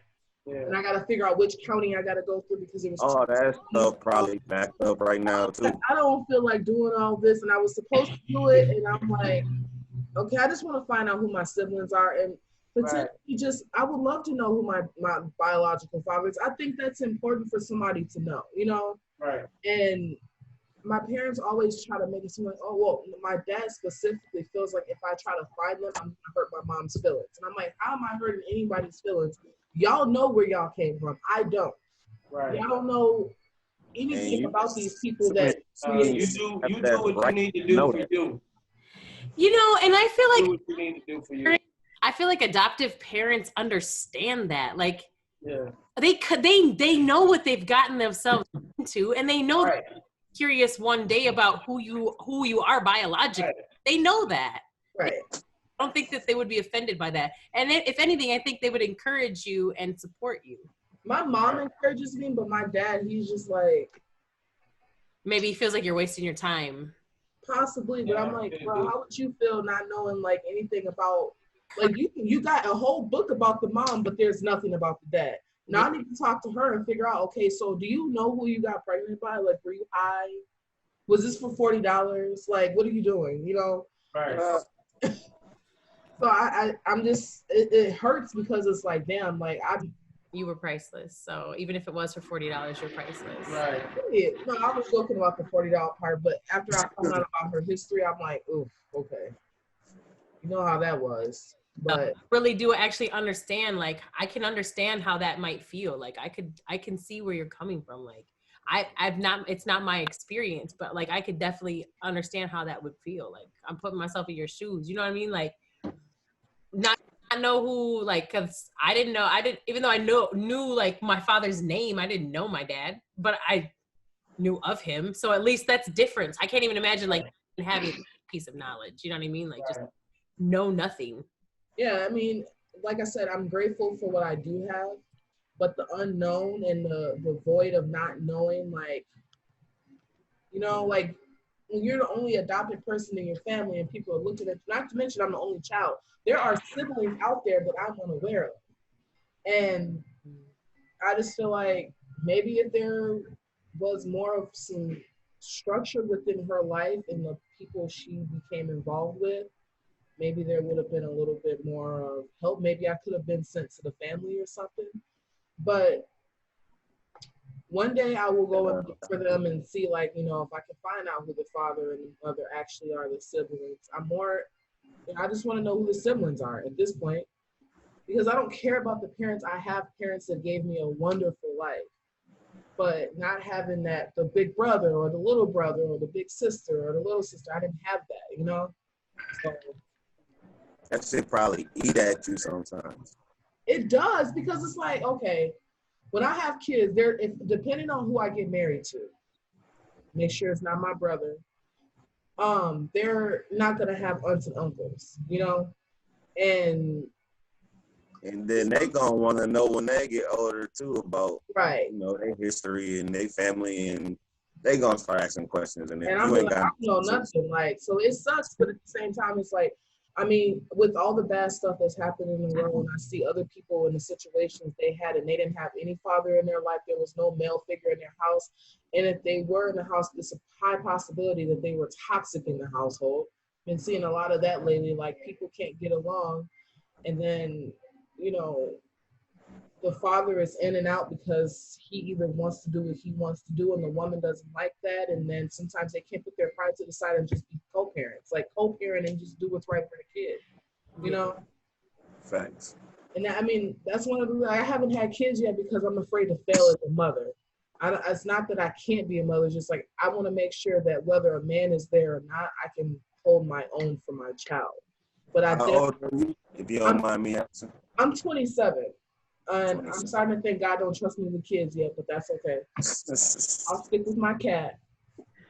Hey, he gave me 5. You'd be cool. Look, all in good time. You know what the beautiful part about this is, though? Like, something positive you could look into is like you get to be the designer of your legacy. Like, you get to be the beginning of a new empire. So you get to decide what your family is and the legacy that your family has, because you are the beginning. You're the beginning. Yeah, you're the first one. That's basically. true. You're the creator of your own destiny, and that's one thing that we have control of, total control of what we create today, and that's the blessed part. Right. You know, I appreciate, like, every day I wake up, people ask me, why you have so much good energy in the morning? And I go to different companies, and I just be happy because I think about all the blessings we got today. And what we can do is create. Woke up that morning. You know, we are creators. You know what I mean? And that is so awesome that we can create a new legacy and a new design for our family, you know? And that's the thing we got. Right. You know, we have that power. They can't take that power from us. What we put out to the world is what we control, and they will never be able to take that from us. That's our goal, and that's our tool, that's our weapon. What we speak, what we put out into existence, what we spell into existence, and that's our power. Our power will always grow. As long as we speak it into life, what you say you are is what you shall be. Mm-hmm. You see what I'm saying? And you have it. You have all the power in you right now. You know what I mean? And that's the blessed part. That's so phenomenal. You know? And that's one of the reasons, like, when it comes to my topic, I talked about plus size modeling and stuff like that. Growing up, I was bullied. I was made fun of. I was called fat, ugly, big nose. Oh, no. I grew up around white people. So it was, stereotype. Right. You know, oh, you have to be this, you have to be that. No, you be you. You let your beauty blossom, and you show that and express that every day. You walk proud, you stand tall, and you let that be known, because you are a beautiful Black woman. And not just that, but you are a queen of your own destiny. Mm-hmm. You see what I'm saying? And you have the power to said that about nice. 105 million that think different. Yes, yes, you are. And you know, it's like, people would make fun of me so bad. So I hated myself growing up. And then I finally grew into, like, my beauty. Like, when I actually realized that I was beautiful. Don't get it wrong. There are days where I suffer with self-esteem issues, depression, all types of stuff. But, you know, realizing that, and I started taking pictures, and I started seeing myself behind camera, and I'm like, wow, that looks really good, you know? And I started working with one photographer, and then I started working with another one, and, like, every photo shoot that we did got better. It got good to the point where I was getting, somebody published a picture of me in their magazine or something like that. I had no type of no input on that, no payment, no nothing. I wasn't even aware. So I didn't even get the photo credit. My photographer didn't get a credit for that. But the fact that people, it was still a blessing though. And then, like, I got published in a couple of other magazines, but, like, you know, seeing that happen was a blessing. And I'm like, wow, like, I went that somebody felt like that was I can put this in my magazine. Like, yeah, I like this. That's dope. And it's like, now, like, I have a website. I use myself as my model for now until I find somebody that I actually like. But seeing that people did all that talking, and it's like, y'all did so much bullying, like, y'all did all this bullying, and now y'all want to talk to me. Y'all want to be my best friend. Y'all want to take me on dates. And I'm not even gonna say all the other stuff I've heard before, but because it's inappropriate. But it's just like, you know, because they see you doing something. Right. I'm like, y'all did all that talking, but now look at me. Like, you know, people do that. I remember when I used to perform in LA and I used to dance, and I remember we was in Paramount City, and you know, we get off stage, we do the after parties, you know how to go in Hollywood. You know, everybody's trying to be something. Everybody's trying to get something out of you in different ways, because you're something. When you become something, because you are valuable to people. And I remember I used to dislike when people used to come up to me and say, hey, you know, bust a move, bust a move. I used to, I'd be like, I don't feel like dancing right. I'm not dancing right now. Like, I saw a clock. I'm not dancing right now. I'm trying to eat. Can I eat? I can't eat. You know, I remember doing my first commercial when I was 18, and I was on television. And then I at the time, I was just going around the city and stuff. And I remember people started to come at you different. They approach you different. You know, and as you rise in your success, you know, a lot of people will always want to have some type of connection with you in some type of way. And then it's hard to weed out the ones that are real and genuine and things of that nature. And the only thing that I always used was God. I prayed on the people that are allowed around me, so that helped me, you know, weave out the bad intentions, if that makes sense. You know what I'm saying? And that's what I did, you know. But you have all the abilities in you, you know, way beyond that, way beyond that. And sometimes people aren't gonna see it until you show it, you know, or they see you in this limelight and then they want a piece of it, you know? Right. And that's true. And it's like, nah, I mean, in a way, it's like, it's too late, but it's not. And it's like, you know, as a plus size model in Minnesota, like, you know, I go to other states and I see that they have like thriving plus size communities that are actually hosting their own parties. They got all types of stuff. Up here, it's just like, okay, yeah, we have the models, but I feel like a lot of times plus size women are taken as a joke because, oh, well, you know, and then another thing I've noticed, I'm natural, and if I were to stand up and show you guys my body, I've been asked, is your ass fake? How do you get your waist so small? And it's like, I can't help it. That's another thing. Whoever created me has some decent genetics, because my genetics aren't that bad, you know? I see. I'm trying to stay on topic. I'm hearing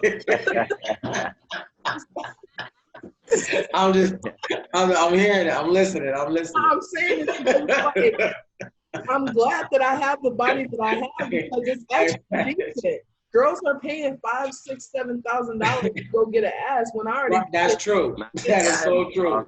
And I've noticed that the whole plus size community, you don't have a girl that's gonna have all this work done and then publish her. I'm like, wait, hold on now. I'm sorry, you're considered plus size, but you got a waist this small and your ass is like way out here, and your arms are like 3 times bigger than mine. And I'm like, you had all that work done and people want to consider you a plus? No, I'm sorry. I want it natural. So I have kids. And then after I have kids, then maybe I'll go get some work done to correct like my boob sagging or something like that. Nah, but you're going to be all right. I feel like I'm going to be one and done. That's what's going to end up happening. You're good. You're good to go. But I love your passion, your drive. You went through a lot, you know, and that's the motivation that you'll put out to the world. You know, you're that example. You know, that's what's needed. That's what's needed, especially for young women in this business and entertainment. It's tough. It's tough for women. And I've dealt with a lot of different artists in that way, and, you know, and things of that nature, you know, and it's hard to balance that. Keep a balance in the industry. You know, keep your life separate from your entertainment side and have a separate life. And have that balance, and people that take you seriously and not look at you as a figure of a piece of or a tool, and take you the right way, you know, and you can negotiate differently. You know, when people take you seriously. You a manager, Mr. Hill? Yeah, I manage 50 Tyson. I currently manage 50 Tyson, been building his brand. I do consulting and branding. So that's my company, BJHP. So I do this for a lot of my clients. They hire me to do this and rebrand them and set up their companies, and I do outside of that entertainment. I deal with businesses as far as trucking. Come on, we be talking about my older brother. We be talking about me. We always say he looked like 50 Tyson. Oh, is that right? That's awesome. That's awesome. But you all can connect with me anytime. Just link with me. You know, inbox me. I'm always willing to work with people. Help build brands. I'm all about building, like I said, in job creation. So I do also connect with people in the community as far as Hennepin County with life's resources, things of that nature as well. You know, I'm all about creating a balance. You know, that's where it's at. You know, we got to work together. All people, we all got to work together. I commend you for that. That's what's up. Yes, sir. Yes, sir. But I do have to get to this other meeting I actually put off so I can be in this meeting, but I really appreciate this time. And Melody, I appreciate you. Much love to you, you know, and finally getting able to connect with you and everything like that, you know. So connect with me anytime, you know. Sure. Yes, I love you all. Thank you. God bless. Appreciate you. Awesome. It's meeting you. Yes. All righty. Have a blessed day. All right. Thank you for coming. Appreciate you. Great. Anytime. Just hit me up. I'm gonna get at you. Okay. All righty. All right. So can we move on to this this other topic? Yeah. Do you want to still talk about plus size modeling? Because I was gonna ask you, like, what do you want to see happen? Like, what would you like to see? I mean, I would like to see, like, I just feel like, as especially as a Black, dark complected, plus size woman, I get a lot of shit, right? And I would like to see in the future, sooner than later, Black women that are plus size being in the light, you know, when they have models and Victoria's Secret, stuff like that. Like, they don't have plus size models in those environments, you know? Yeah, be included, sure. And it's like, if you're not going to be inclusive to all women, it's like, you know how much shit women have to deal with, the self-esteem, the confidence issues, because what we're seeing on TV, we're seeing the lighter complected woman that's had work done, if she has work done, long hair, and that's that. We're not seeing a lot of, like, they give Lizzo a lot of shit. And it's like, what's the difference between Lizzo and another female, Black China, somebody like her? Even though she's not a rapper, but they're giving Lizzo shit for twerking and wearing her ass out in the outfit, but then it's okay for these other celebrities to walk around with their asses out and be ratchet and stuff like that. That's unacceptable as far as I'm concerned. Like, just because she has meat on her bones doesn't mean that you have to mistreat her or disrespect her because you don't like how she looks and you're not confident. Let Lizzo live. Like, she's got more money than a lot of us do, probably. So I could give $2 if she's walking around with a dress with her ass out at a Lakers game or whatever game she was at. That's her business, you know? Facts. And I just feel like, like, for instance, I've worn shirts and I've got people staring at me like, wow, is that a camel toe? Like, you know, like, why are you staring at me? Mind your business. But then I see the little skinny white girls that ain't got no meat on their bones walking around with short shorts on and nobody's saying shit to them. They can't see. There's nothing to see that. Can't see that.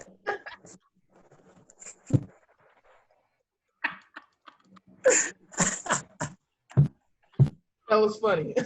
Facts. Nothing to see but skin. That's it. You can't see. You can't complain about some shit you can't see. Exactly. You crazy. So I'm just like, so now I've started not giving two fucks about any of this. I walk around with my shorts and whatever else. If you can't deal with it, then don't look, okay? When I go to the gym, you're gonna see something, and I can't help it. Don't look at me when these little girls walk around here wearing see-through pants. Girl, keep doing you, sweetie. Don't even pay them people any mind, period. Fuck them. Because at the end of the day, you know what? There's somebody that thinks you're the most gorgeous thing that ever walked the face of the earth, and there's somebody that thinks that you're the ugliest thing that ever walked the face of the earth. There's somebody that thinks I'm the most gorgeous thing that ever walked the face of the earth, and there's somebody that thinks I'm the ugliest thing that ever walked the face of this earth. God damn it, beauty is in the eyes of the fucking beholder. Facts. So you can't never tell anybody. You can't. Let people be. Let people live. What the fuck wrong with people, man? And as long as you comfortable with yourself, fuck them. Period. If you're happy and you feel good and you look in the mirror and you look good, fuck that shit. Fuck everything else. Excuse my language. And the stigma, the stigma is so disrespectful. It's like, oh, if you're fat, you're unhealthy. I'm like, hold on now. I work out. And I don't have like diabetes and high blood pressure issues and stuff like that. Just because I have meat on my bones doesn't mean I'm not healthy. That's another can thing. Probably whoop their ass, can probably beat their ass in a motherfucking race, a fucking triathlon, all that shit while they talking about somebody ain't healthy. And then eat afterwards. Fuck are you talking about? You know what? And just because somebody's skinny doesn't mean they're healthy. Exactly. I've seen skinny people who run. One of my coworkers died like that. He was always running, always eating vegetables, still had a heart attack. But he wasn't. Starving. Yeah, he wasn't healthy though. Starving. That don't make you healthy because you eating vegetables and you skinny. Right. You eat some of that meat, man. Society portrays health as the smaller you are, the healthier you are. Like, no, I might be at risk for more stuff, but if I, go to the doctor and I work out and I keep my diet, stable, then I'll be fine. But, the plus size model community, especially in Minnesota, it's not there. We don't get a lot of support. It's rare that you'll see I'm supporting 100%. Thank you.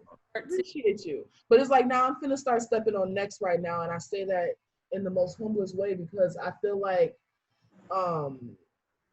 it's just like I can't, excuse my language, I can be that bitch. Unfortunately, where I work at, I have to have my nails short. I can't wear my hair a certain type of way, you know. And it was like when I clean up, like right now, I'm not even cleaned up. I'm wearing a romper right now because I just woke up and I'm still like slightly hungover right now. But you know, it's like when people see like, damn, where you come from? Do you even live here? They don't even think I'm from the state of Minnesota because of how some of these females carry themselves up here, you know? They know I'm cut from a completely different cloth, you know? So it's one of those things where you just gotta. Hey. Yes. I can't help who I am. I can't help I got the juice, you know? Like. Hey. Okay, period. You got the juice now. Yo, I swear, girl, keep modeling. And you know what? I have a homegirl that's a plus size model, and I'm gonna link you with her because she might have some connections that maybe I don't know about. So definitely keep doing it. If I can go to support, let me know. I'm with the movement. Period. And I've seen your pictures, like you're gorgeous. Thank you. So yeah, definitely keep going, girl. You're beautiful. And were you talking about dating and relationships as a plus size model? Is that? I was gonna touch on that. Like, I felt like it was an interlink. It was. Dating and relationships seem to be a little bit more difficult. I don't know if it's my personality or if I don't know. But it's like when I go other places, they appreciate those things a little bit more. Up here, it's like they want the thinnest. Like one of my coworkers, he says one time, oh, she's thin and white with blonde hair. And I'm like, okay, well, she's not that cute, but you can do a lot better if that's the type you're going to go for. I've never heard that before. Mind you, I'm like, for real, that's, you know what? That's the thing. See, some people like that. And then it's like, I see the other women he go for, and I'm like, I just want to know, like, as a melanated man, I'm gonna have to pull your black card. Melanated man. Because your black card ain't there right now. What are you doing? Like, this is okay. Then he's like, I like fat asses. I'm like, the girls that you go for don't have ass at all. They look like an ironing board on the backside. So what are you talking about? I say I don't discriminate, but I like thick girls. And I just be like, okay, well, I've seen guys who talk about somebody being fat, but then all of their baby mamas are fat. Right. And when I say fat, I'm not talking about curvaceous fat. I'm talking about like your stomach is hanging down to your ankle fat and you look like a Dorito. You look like a Dorito. But then you want to shit on the next female that, you know, she's thicker, she's plus size, and she has a decent body, but she's fat. I don't get it. Like, I think some people like to go for women with low self-esteem so they can treat them any type of way. Because it's like, if you got a bad bitch that knows she's a bad bitch, she's not going to let you treat her just like any type of bitch, you know? Or any type of she's not going to let you do that. So they get around me, they like, oh, you mean, you this, and I'm like, why? Because I'm not going to tolerate your mess. So, yeah, dating has been hard because it's like, I go to other states and like, they're like, do you have to leave? You're so beautiful. You have the nice legs. You have this. I come up here. They don't text back. They only call when they want something. I don't know if it's just maybe the no offense to the black guy on here. Rip, no offense to you. I don't know if it's just because the black men up here they're not used to a strong population of black women or something. I'm not sure what it is, but being plus size right now and being a black woman and trying to date black men has been hard. And I'm not going to give up on my brothers. I can't give up on black men because that's the only thing I want to date at this point and be with. But I don't know. It's difficult. I believe when I was younger, in like my early 20s, I was so bitter and I was always down in black men. And that's something that I can admit. And when this goes, you know, online and goes live, people will see that like I can sit here and be like, I can apologize to y'all, or I can just do better and treat y'all better. It's not that I was mistreating them. It was the fact that I didn't know how to cope with my past relationships and my entanglements and whatever else you want to call it. Um, so dealing with that, and it's like I felt like all black men were the same. All black men would do something. Like, no, I've actually been meeting some really great guys, and whatever lifestyle they have chosen, they have been treating me with some of the utmost respect. They're always there for me. I've had some of my customers that I have for my business for Bella Day are black men, and they continuously support, and they come back, and they want candles, they want body butters, they want sugar scrubs. Where'd you grow up? Huh? Where did you grow up? I grew up in Minnesota. We're at in Minnesota. Well, so my parents live in Burnsville, but a lot of my family are actually in North Minneapolis and South Minneapolis. So I would spend a lot of time over there, and I ended up going to high school in North Minneapolis. North side. Yeah, I love the people talking about the North Side. I love the North Side. I would deal with the North Side over St. Paul any day. Facts. St. Paul's weird. I don't understand St. Paul at all. I don't, the men fight women too over there. Not saying they go to Minneapolis, but I know St. Paul dudes, there are some of them, they just be grimy. I don't know, whatever. No, So I love the North Side, but I went to school all over the place. Yeah. Minnesota's like that. Like, if you are a St. Paul person, you kind of fuck with just St. Paul. If you Minneapolis, I never even really kicked it in St. Paul till I was like 30 some years old. No bullshit. I never have a good time in St. Paul over there. Ever. I cannot say that I'm like, I want to go back. I've not had good experiences. I won't even get into the shit that's happened to me. I'm glad I'm not the only one, man. Yeah, I've like people, if I'm looking for a place to live and people say something about St. Paul, I'm like, nope. Paul ain't shit. But I want to hang out. Nope. I have some friends from St. Paul that like are good people that I fuck with heavy, like, but just St. Paul in a whole, generally speaking, nah, shawty, I don't like you. No, females be trying to like, I live in St. Paul, like, oh, I'd rather talk to somebody or hang out with a female from Edina at this point. Stop fucking playing with me. Yeah. Well, just I don't know. I just something about the culture, and that's why I hate this state. I want to get out of here because I've never seen, like it's just weird. It's just so many weird vibes up here. I don't get it at all. And as far as going back to the topic, I guess I did get off topic because I was talking about dating and relationships as a plus size woman. But I'm black before I'm plus size. I'm gonna be a black woman before I put on any uniform, before I do anything. So everything I'm speaking about is me. My personal experience as a black woman, and I just have to be honest about that. And it's like, I'm doing my part in trying to uplift as many black people as I can and be there for them as much as possible. But sometimes when it comes to certain things, and it's like the disrespect, like I don't understand the black people who have so much negative shit to say about their people when our people are on the front lines fighting for our freedom and our justice and our power and our respect, and yet you want to put down the opposite sex because of probably poor choices that you made. We have to be realistic. Sometimes we make bad choices and then we want to blame and point the finger at other people when in reality, sometimes it's us, Self-analyzation is super important. Mm-hmm.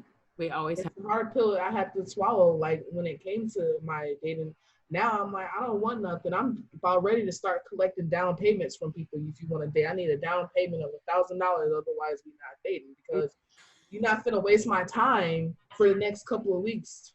For this situationship. Down payment on a date, okay? Okay, I need a deposit. Deposit, y'all. Hey, date deposit. You heard it here first here on the Juice, y'all. Date deposits.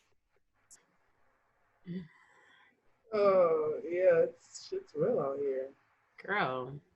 And I want to jump to the topic of I see that you have George Floyd police brutality and riots in Minneapolis, and then I want to talk about like why I chose not to be a police officer. Yeah, those two can probably go pretty good. They're gonna fit right into why, Rip, you want to go ahead and bring us into that topic, the George Floyd police brutality riots in Minneapolis topic? Yeah.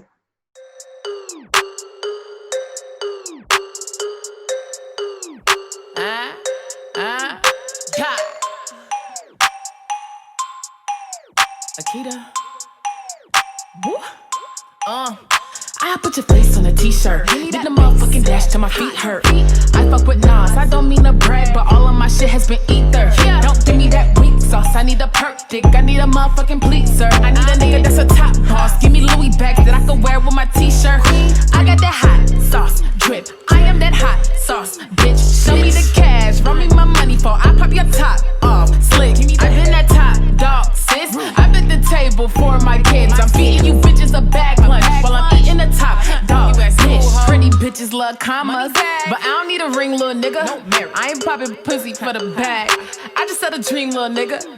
It's a couple rules to the game. I give you 3, little nigga. Better make sure the bills paid, hair laid, and bring me to eat, little nigga. Feed me. You niggas is chicken, pollo.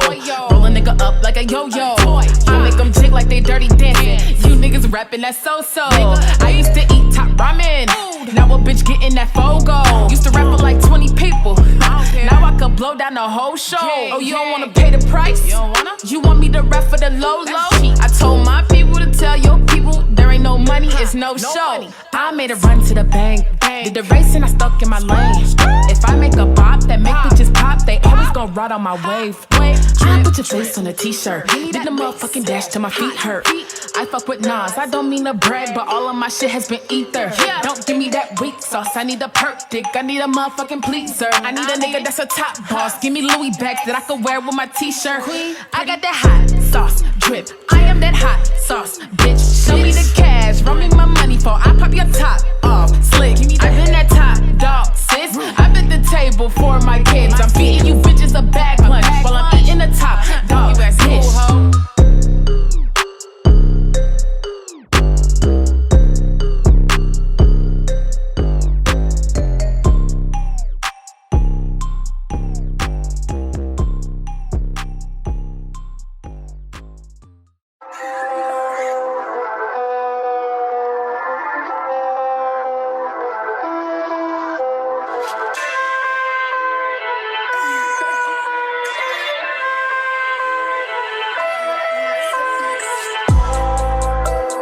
Skip this 21 days. Get the number out of my face. Get the number out of my face. Hold my chick. I'm finna skip this 21 days. Get the number out of my face. Matter of fact, get the number out of my face. Hold my chick. I'm finna skip this 21 days. Get the number out of my face. Matter of fact, get the number out of my face. Hold my chick.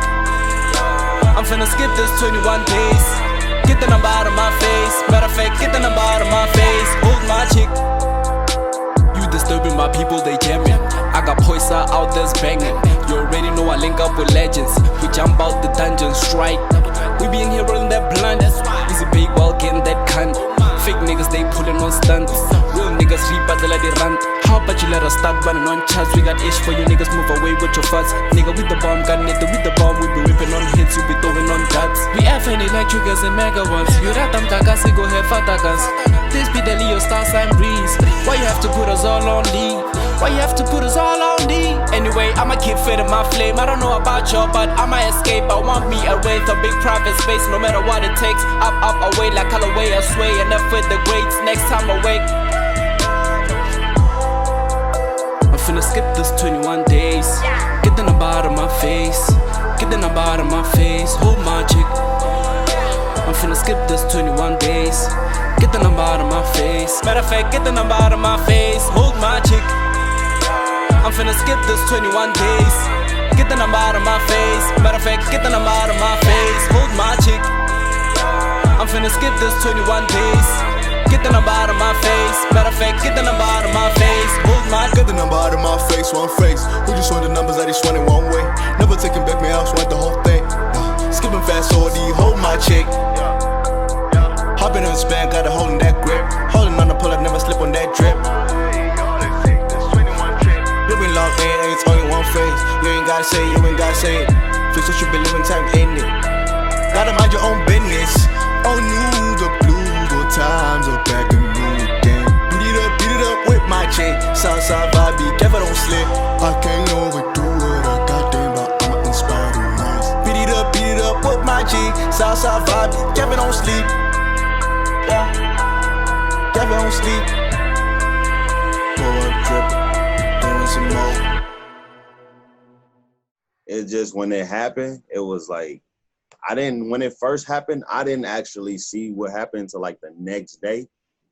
And then I'm just watching the video and I'm like, wow. Like that man really had his knee on that man's neck for like 8 minutes and what was it, 16 seconds, something like that? Like literally. Like all these people like all around, and then the man telling you he can't breathe, his legs hurt, his arms hurt, his body hurt. This grown man start crying out for his mom. Like that was sad. This man never removed his neck. And when I'm just thinking like, when you arresting somebody, no matter what the case is, as a cop, when is it the time to, all right, put this man, stand him up and put him in the car? So y'all never tried that. I don't know, you know, there's so many conspiracies that I will not go into just for my safety. I don't know where Derek Chauvin was taught this at, because some of my instructors, when I was going through law enforcement school or the academy, whatever you want to call it, that wasn't a tactic that we were taught. Minneapolis PD does not train people that way. Not in the fucking neck, okay? Now, he wasn't being belligerent, nothing. He was down. Y'all had him. He was down. I don't know what, you know, I typically am good with justifying certain things that happen. I tried to justify everything I could justify. And literally, there was nothing that I could justify. I'm like, not only did you have your knee in somebody's neck, it's easy. Like I was taught a choke move where you can choke somebody by applying pressure to their, this side on their neck. You can knock them out. Yeah, that's a real move that like MMA fighters do and stuff like. I'm like, you're not fighting him. He's in handcuffs. He's not kicking you. He's face down. He can't spit at you. He can't bite you. And on top of that, even like when the mayor came on here, he's like, this is not a deadly force situation at all. Deadly force happens within seconds to minutes. That was like 8 minutes you had your knee. That shouldn't even have been forcible at all. Like just the whole call alone for a counterfeit bill is just, y'all didn't need to do all that at all. And you know, I don't know, I'm hoping that they, you know, get this situation is so fucked up, because not only are we in the middle of a pandemic, we're also a ticking time bomb as far as, you know, with this case, because people are already being released on bail that they shouldn't have been released on in the first place. One of the guy Lane, I believe his last name is Lane, his attorney is trying to, he just filed to drop the charges because he said that his officer was the only one that asked the officer, why are we still keeping him like this? Why? And it's like, I'm torn between that, because I'm like, part of me feels like, yeah, he was. He tried to, you know, stop it, but at the end of the day, he didn't physically try to stop it. He didn't try enough. I personally feel like that officer may have had some type of mind control, bullying type shit going on with people, because my thing is, I don't see any new officer coming out of the academy knowing right from wrong. You know, like that shit's fresh in your mind. You should know better than that. You should know that you need to get this guy off the ground. Even in school, they teach you to get people off of their stomach as quick as possible, because my man wasn't even breathing or moving. He wasn't even moving anymore, and you never removed your knee. The medics came to check his pulse. You never removed your knee. Are you serious? Right. And then there was no CPR performed at the time it should have been performed. There was, in the pulse check that they did a half-ass pulse check because they knew it was something more to the story. And I was just like, they trying to bring up the fact that he may have been high, he may have had COVID. None of that makes None of that got nothing to do with what y'all did to that man. It was irrelevant. Like, why are you sitting up here bringing up somebody's, I mean, who cares if he had drugs in the system? Who cares if he had COVID? You still kept your knee in somebody's neck for no reason. And it was like, when I was watching him on camera, like, I still got this image in my head of his face. Just totally looking up at the camera. Yeah, like, are you okay? Are you alive in the head? Like, what's going on with you, you know? Emotionless, like, yeah. He just didn't care. Like, that's sick.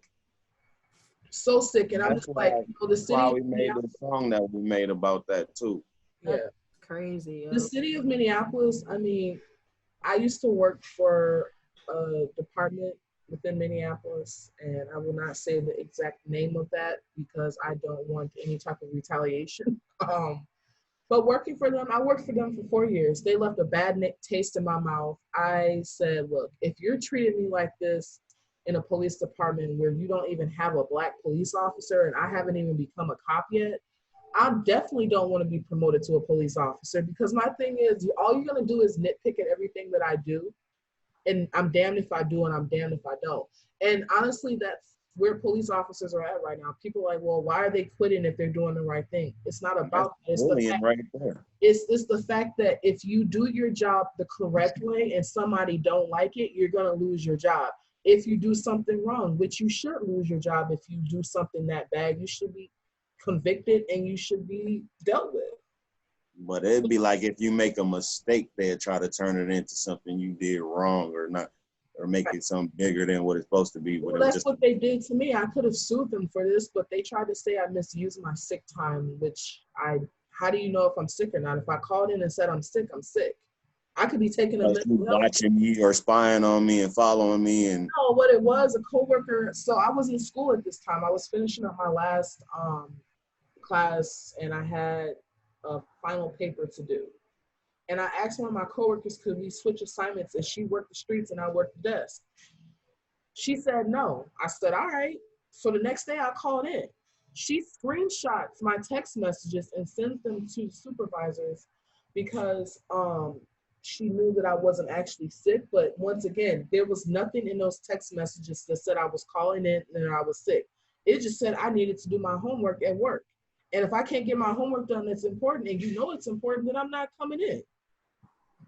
But they don't care about that. They didn't care about that. They tried to say it was misuse of sick time due to the text messages. And I'm like, no, that's invalid. And every supervisor that I talked to within the city of Minneapolis is like that. You could have had a case right there because that was fucked up. That's just a conversation y'all can have. Like, this was what happened. This is that. Like, they didn't even have to make it a big deal like that. That's like you say, they nitpicking. They just that time for you to have to do with, like, if you have an appointment or you have things that you have to take care of, some reason that you have to take off. Isn't that your time to take off? Supposed to be safe and sick time for a reason. So you punishing me saying you're going to write me up. And he basically said I could keep the job if I took the write-up or I can resign. And I said, I'm resigning. One, I'm not going to work with nobody like this. And then on top of that, y'all clearly don't want me here if y'all trying to get rid of me with a write-up over a fucking sick day. So I have to get up out of there. And, you know, I was always the only Black female in school.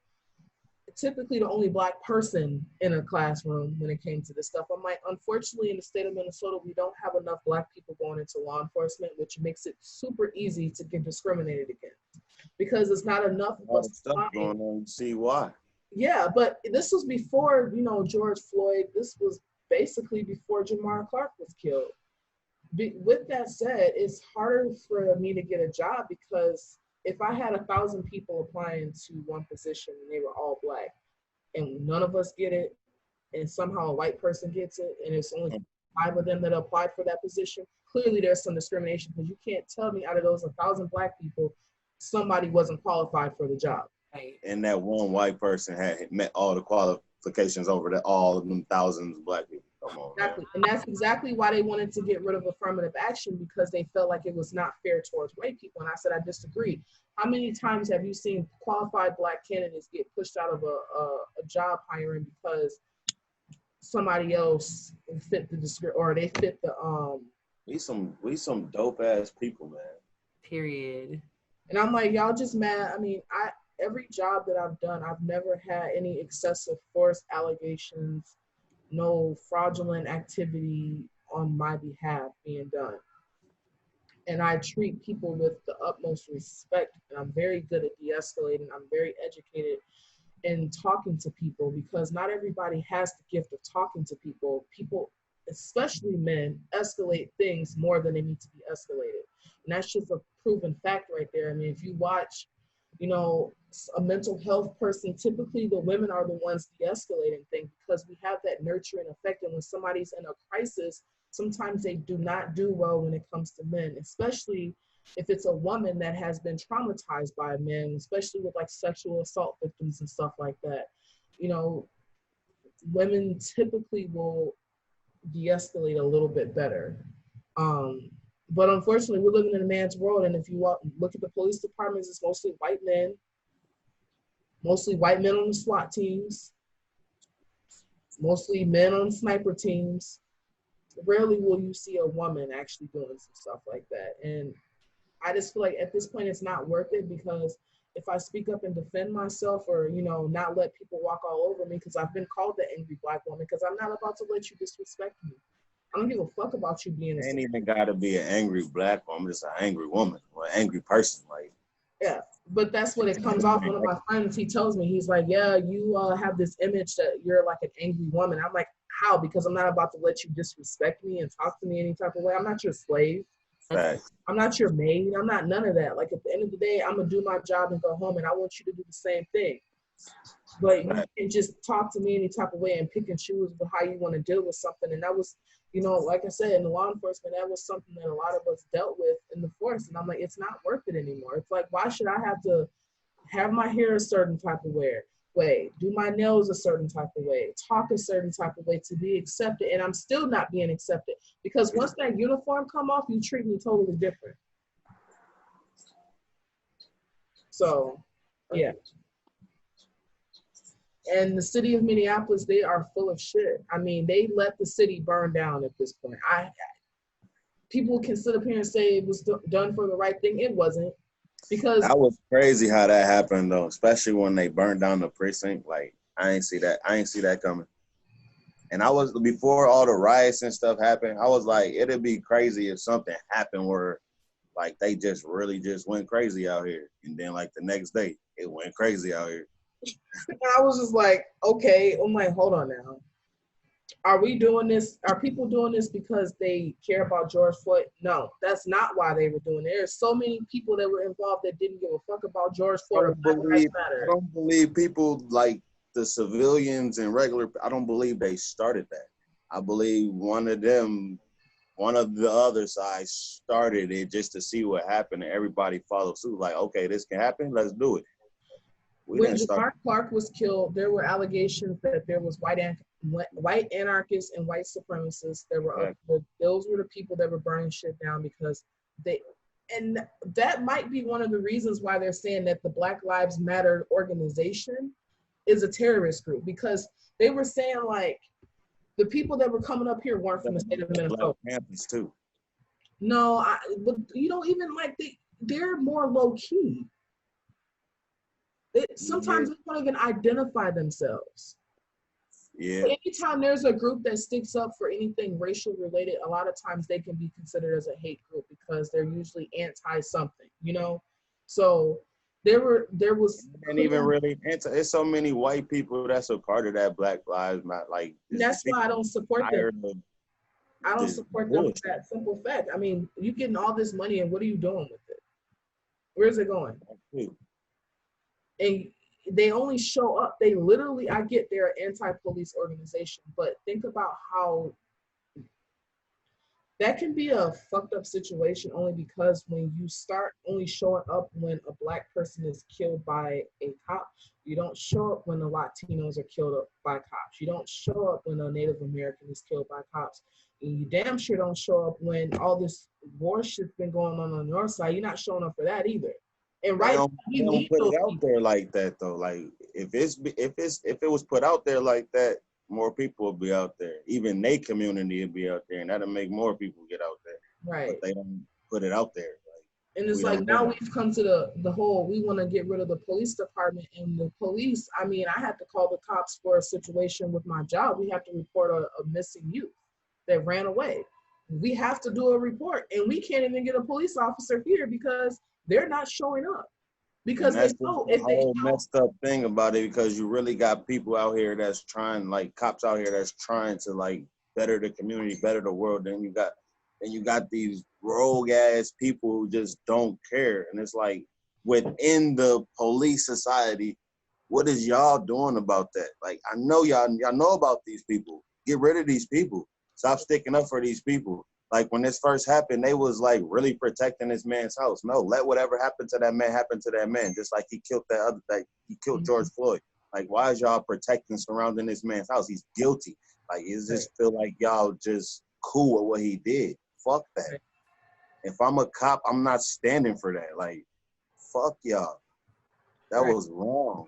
It was very wrong, and I'm just like, that's why Hennepin County and Minneapolis is so full of shit. And I say that because it's like, you got Hennepin County who don't even, like, when it comes to sentencing and charging people and stuff, they don't believe in half of it. Like, I know somebody that hit a kid in a car, like running from the police, ran into some kids in the park. He only gave them 2 years.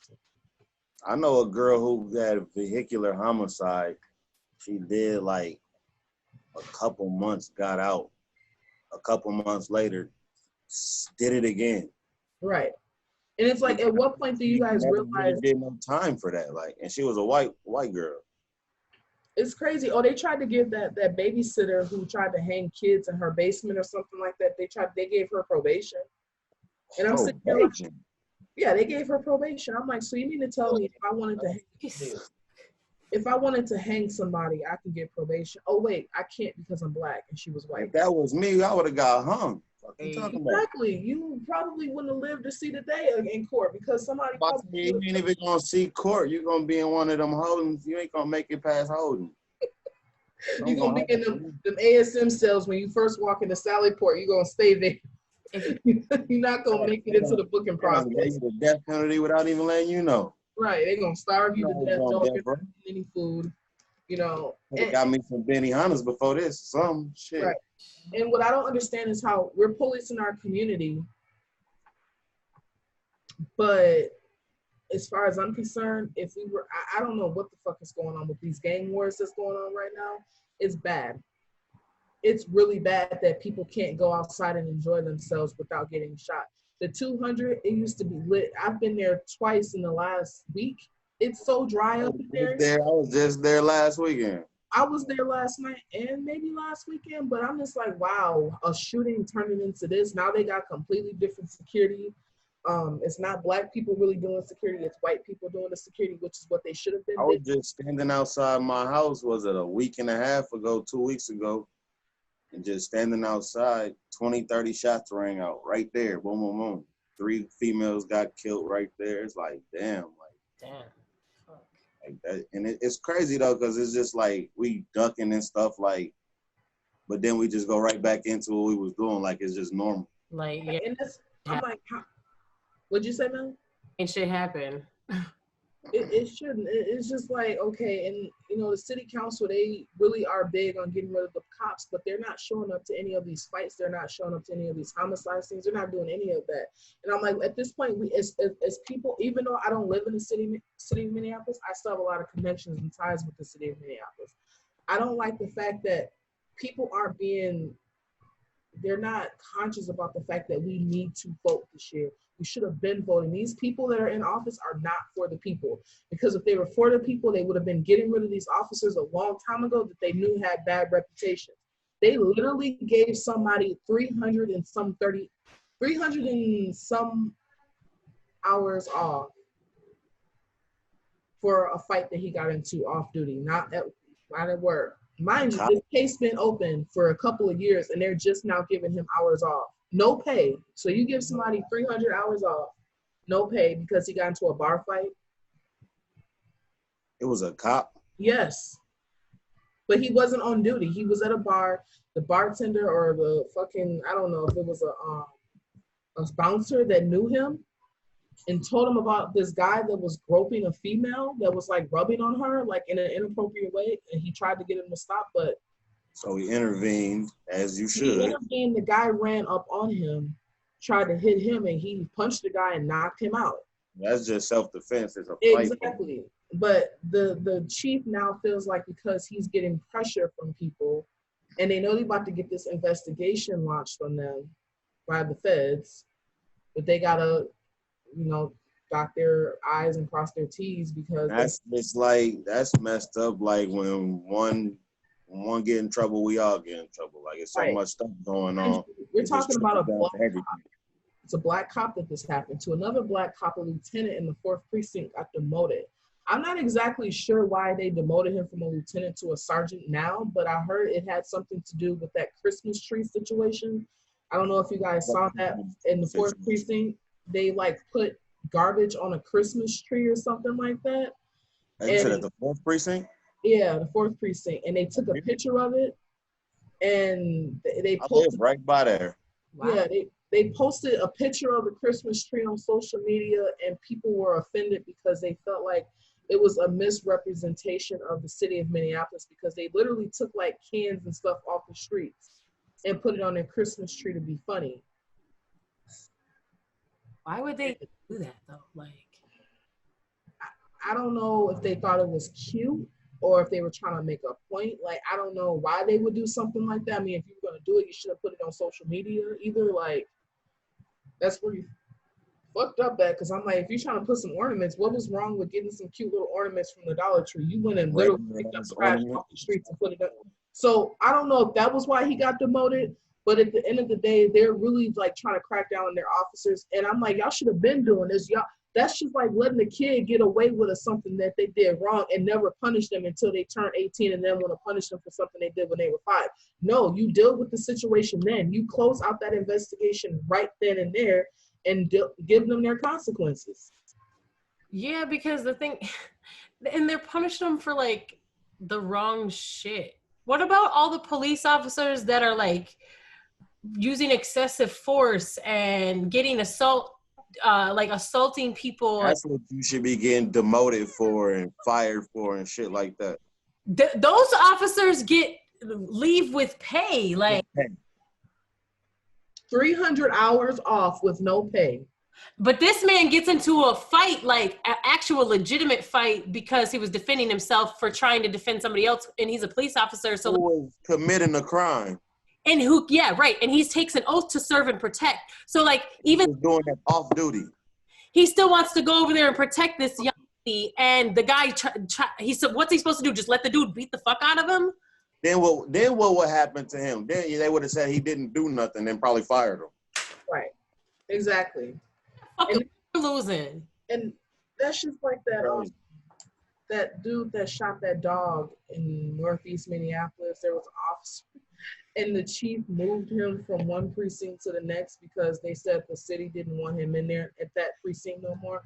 Why? Because he was about to get bit by a fucking dog. You don't know if that dog got protected itself.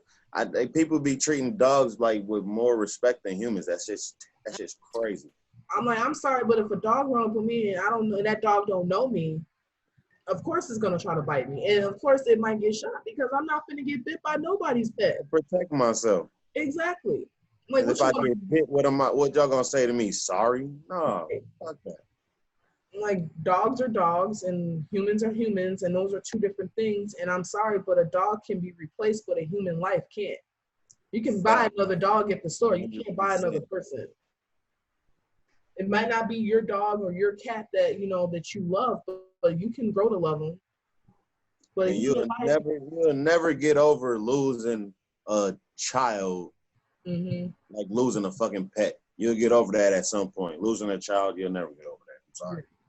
And it's just like, I don't, like I said, the city of Minneapolis, they're all guilty. If people want to talk about the police, no, I'm sorry, but the city council, they keep building bike lanes.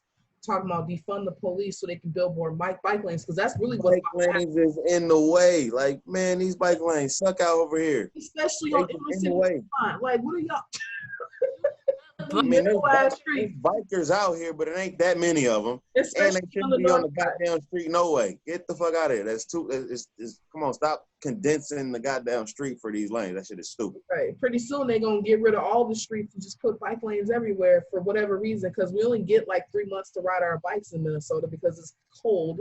So I'm like, y'all doing too much. I'm like, in the fire department, they guilty too because they had the opportunity to call in for reinforcement. They even put an article out about this, and this is not classified information. They had a whole article about how the city of Minneapolis is filed for trying to request relief aid now because they got like $5 million worth of damage and more. So they want help with that. No, y'all should have called in surrounding departments. Y'all should have called in the National Guard a lot quicker. The National Guard. Y'all should have arrested that man the day he did what he did, and none of this shit happened. Either way, it was gonna be more. I knew it was gonna get bad because of how it happened. It wasn't like it was a shooting. Notice, people that have, even with that guy Brian, I forgot what his last name is. It starts with the Q. Hispanic dude who got killed by Richfield and Edina PD not too long ago. People wasn't burning stuff down for that. Why? I never even heard about that. Yeah, it happened. He had a knife. Apparently, he got out the car. He was suicidal, and he ran, and he had the knife in his hand, they said, and they shot him while he was running away. Okay, that knife was going to do what to y'all? And he's running. They got tasers? Like, didn't they get given tasers? What's with the tasers if you ain't going to use it? Oh, do y'all want me to give y'all information about this stuff? Yes, please do.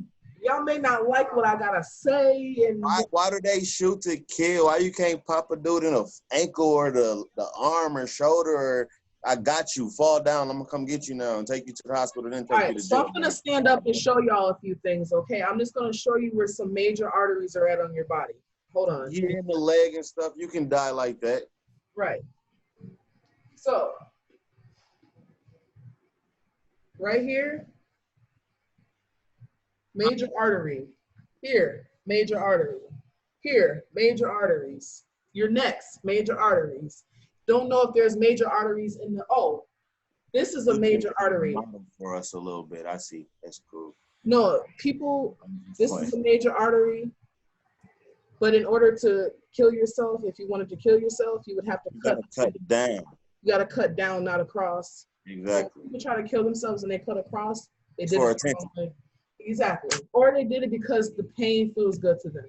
I'm not sure where there's major arteries at in the foot, but let me just say this.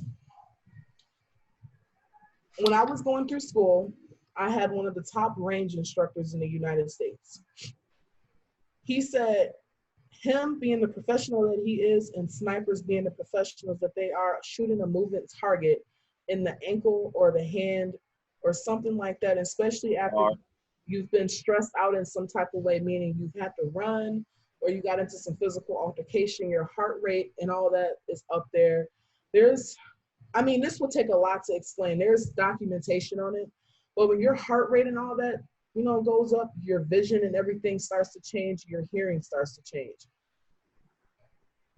And even just getting scared. Like when I did my active shooter training, I went into code black. And code black meant I couldn't breathe, I couldn't see, and I could not hear. Everything around me didn't make sense. And it wasn't because I was scared. It was the fact that I got a rifle in my hand. I'm literally being shot at with blank rounds, and they stimulate it like it's a real shooting. So they're making noise. You got people grabbing on you. You got people like crawling with blood on them and stuff. And they try to make it seem like, so if you were to actually go into an active shooter situation, you can handle it. That's simulating a shooting situation. These people be getting shot running away. They also stimulated the same way with knives. And that's why I said I pointed out to the major arteries, because I'm like, would you rather be shot or stabbed? I'd rather not be neither. Exactly. Period. Unfortunately, the bulletproof I've been shot before, and I don't never want to be shot again. Like I don't want to be shot or stabbed, but I will say this: a lot of people that get stabbed, they don't make it out of their injuries because it's typically a deep penetration, and the bulletproof vest does not protect from knives all the way. Sometimes they only have. Why not use the taser on that dude? Because tasers only shoot up to 20 feet and they're not 100% guaranteed because they miss a lot. And not every department carries 2 cartridges in there. So they do have tasers where they carry 2 cartridges in each taser. So if one pops out, you still have another one left so you can shoot again. But if somebody is moving like around, it's going to be hard to hit them with the taser because you only get. But they only a threat with that knife. They only a threat to you if they close to you, and if they close to you, close enough to hit with that damn taser. Right, and I don't know what happened with that whole situation because nobody really ever saw the video footage that apparently they refused to release it. Oh, that's shocking. Because Edina is very good. No, but that's the thing. Edina is so fucked up to the point where they don't even believe in crime. They sweep all their crime underneath the rug. They act like no crime exists. But if that would have been Minneapolis, that video footage would have been released. Facts. I mean, Minneapolis knows better. You have to be transparent in these cases, except when there's a jury trial. Then that's a little bit different because you don't want to taint your jury. But the people deserve the right to know what's going on. And in this case, I've seen a crazy jury selection before. Like that was real crazy. My brother had a gun charge, and then I was actually there through the whole thing when they picked the jury and everything. And you know how they ask questions to people and they weed out who should be in and out of the jury. You know, they asked this one lady, like, about cops and do you think they be wrong or whatever. Her response was, I don't ever think the cops are wrong no matter what. They kept that lady on the jury. How? So no matter what's said throughout this trial, you think this cop is right. Right, and that's just as biased can get. Like I just don't see how they kept her on the jury. How wasn't she one of the ones kicked out right then and there? Like, yeah, we good on you. No, cops definitely do wrong. Cops definitely should be held accountable. Unfortunately, when, you know, I wish that funding and stuff was available for more beanbag guns and, you know, whatever less lethal or non-lethal force they would have that can still cause pain to somebody to decapacitate them. But unfortunately, you only got a taser and a baton. And unfortunately, the baton can cause death quicker than a gun will, because if you hit somebody in the head the right way, you can kill them. You know? So I'm just like, you know, and unfortunately with a baton, they're usually teaching you how to hit somebody with a baton to cause pain compliance on somebody that is moving. So if they're fighting you and you hit them with a baton and they're moving, you hit them in the head. You ever tried to punch somebody, you punch them in the wrong spot because they're moving? Same thing with the taser. You may not even hit them because of that. And you only get with an accidental death over you emptying the clip on me while I'm running from you, or cuffed or already sedated and stuff like. Right. But either way, I mean, their whole thing is they're not, like, when it comes to gunshots, they say shoot until the threat has been stopped, not shoot to kill. So you shoot till that person has been put down. By put down, they're not moving anymore, which often they're killed. That's death. And they're shooting. They don't teach you to shoot because even in military, they're not teaching people how to shoot. They got to reword that writing then, because that writing contradicts itself. That gives you the license to kill somebody. Yeah, they want you to shoot center mass because shooting center mass, it's easier to hit the target versus trying to hit them somewhere else. So they only teach you how to shoot, like, from what I was told, because I don't have a permit to carry. I have not been through an actual permit to carry class, but I did go through the training for law enforcement officers for schooling, which the permit to carry classes are along the same lines. You shoot center mass and you maybe a headshot. Why? Because those are bigger targets to hit. Unfortunately, how many vital organs do we have that if they get penetrated, you can die, you know?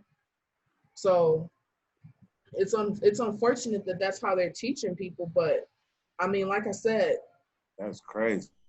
Unfortunately, the laws and the regulation and the people holding these officers accountable, it's really the issue. It's not the training, because the training is somewhat legit. They need to add more training on when and when not to shoot, I guess. I don't know. I mean, if somebody is running away from you and they don't have anything in their hands, that's not a reason to shoot.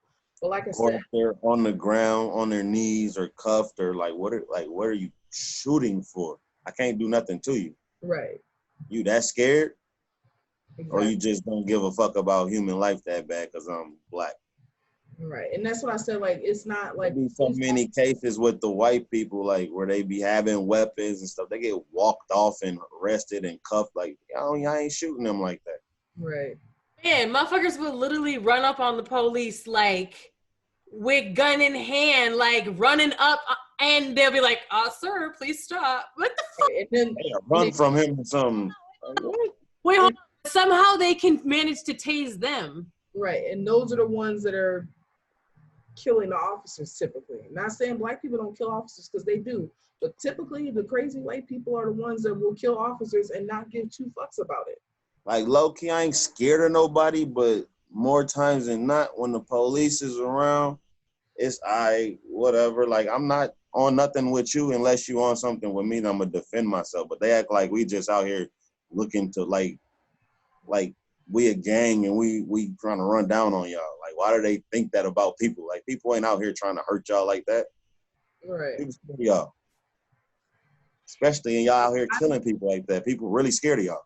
As a security officer, I've been assaulted more and more and more than I ever was when I was on the streets working. When I was on the streets, I never got assaulted. I had people try to like get aggressive with me, like they were resisting arrest, or, you know, they may have been drunk or something, and they may not, when they come out of it, they're like, you know, a little aggressive. But as far as trying to hurt me, nah. But it's like, I'm also not going to let you hurt me. And that's another thing. It's like, I have friends that are cops, and they're mostly black people. And the amount of shit that they go through on a job, and then, you know, trying to do the right thing, and when they have to pull their... I actually know a cop too. Huh? I actually personally know a cop. Is actually one of the guys that Melody you had on last week, I think, Scholar Mac, his cousin. Oh, hold on, I had a cop on my show. Nah, his cousins, she was a cop. I don't know if she's still a cop, but she used to be a cop. Like I used to go to school and play basketball with him. Oh shit, that's crazy. What school was that? Osseo. Oh, okay. Yeah, I mean, don't get it twisted. Like there's some really good officers out here, but she's cool. I'm cool with her. Like they ruin it for everybody for the simple fact they don't like the attorneys and the prosecutors and people like Mike Freeman and all them. They're not holding them accountable. So it's like you letting people slide by doing stuff, and then when shit hit the fan, you want to try to point fingers. No, take accountability for your actions too. You're guilty. They're all guilty. That's why they say the whole damn system is guilty, because at the end of the day, they are.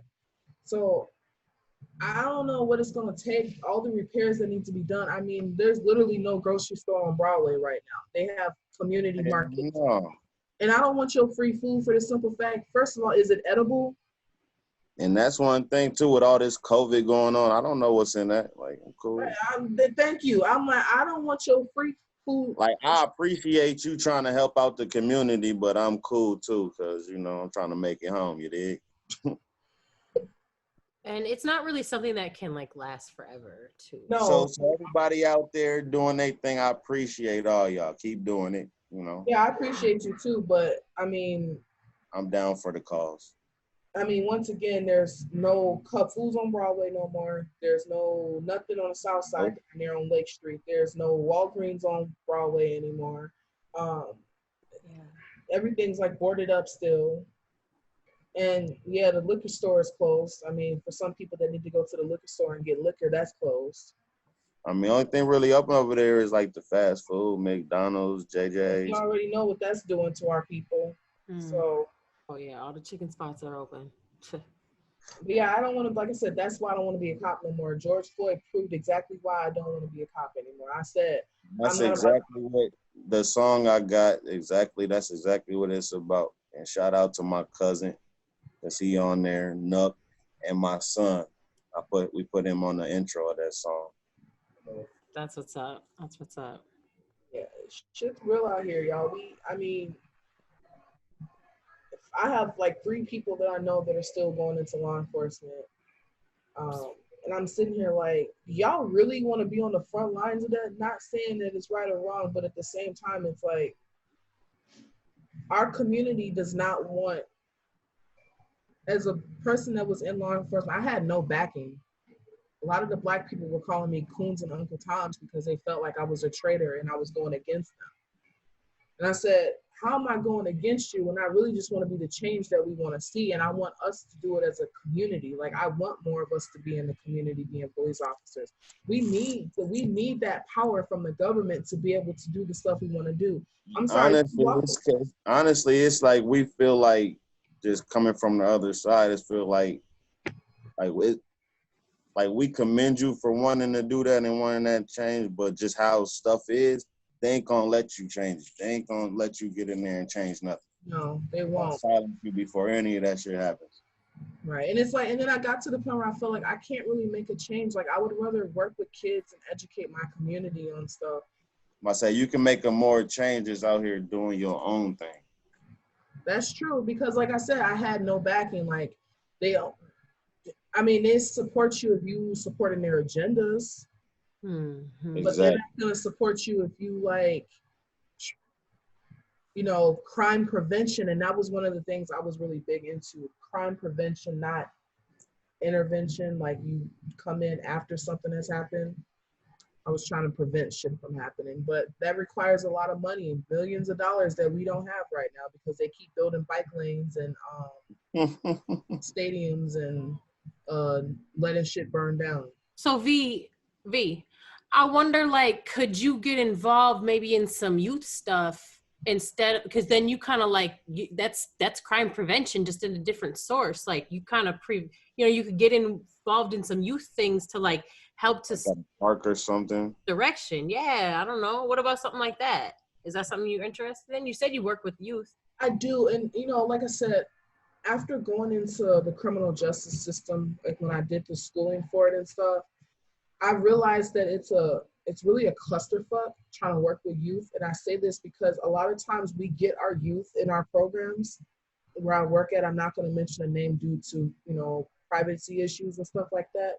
But we get into that and we have their kids with us for a certain amount of time, and then they go back into the environment, whatever environment they came out of. And if they even go, they might go back into it completely. They might go into foster care. They might get their own place. It just depends. And if their environment is toxic to them, the growth and stuff that they made with you may not work because their parents or their guardians don't have the stuff that they need to have. They need it more consistently than just... They need the support as well. And if they don't have that support, it makes it really hard.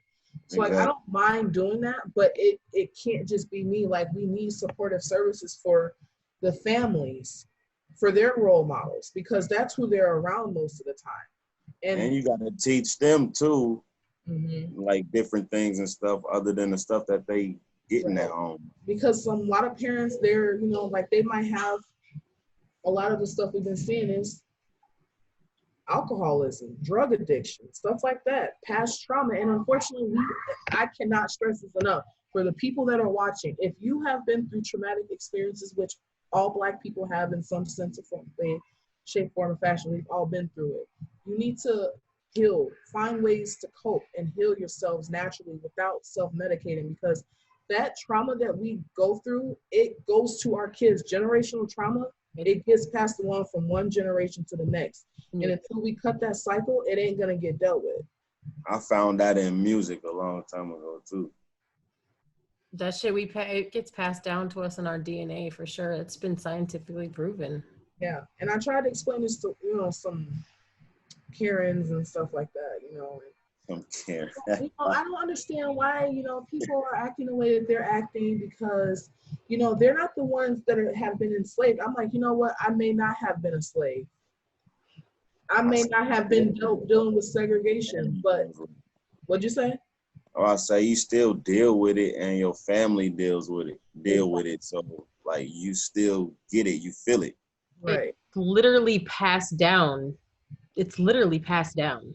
Like, and I said, Black people ain't the only people that have got PTSD. We feel it, yes. It's I said, all these white people that are going around shooting up schools and doing meth and other drugs that they've been doing, they got PTSD too.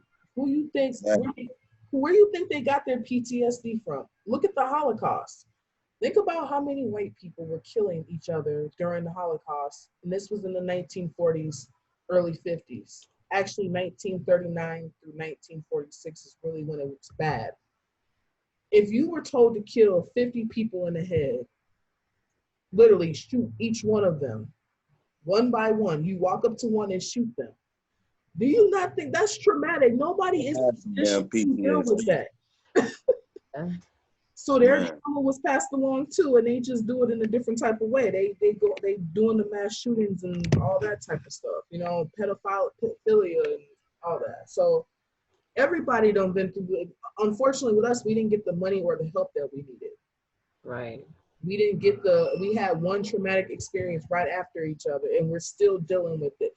Every time we see a Black person get killed, that's traumatic. Every time a Black person is killed by a white person or a police officer, that's traumatic. And unfortunately, it just like I say, I've been shot.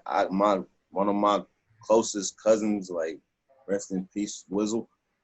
Like, that was like my brother. Like, he died. Like I've seen a lot of death. Like, I've been around a lot of death. It's crazy. It started to get to the point where, like, I don't like going to funerals no more.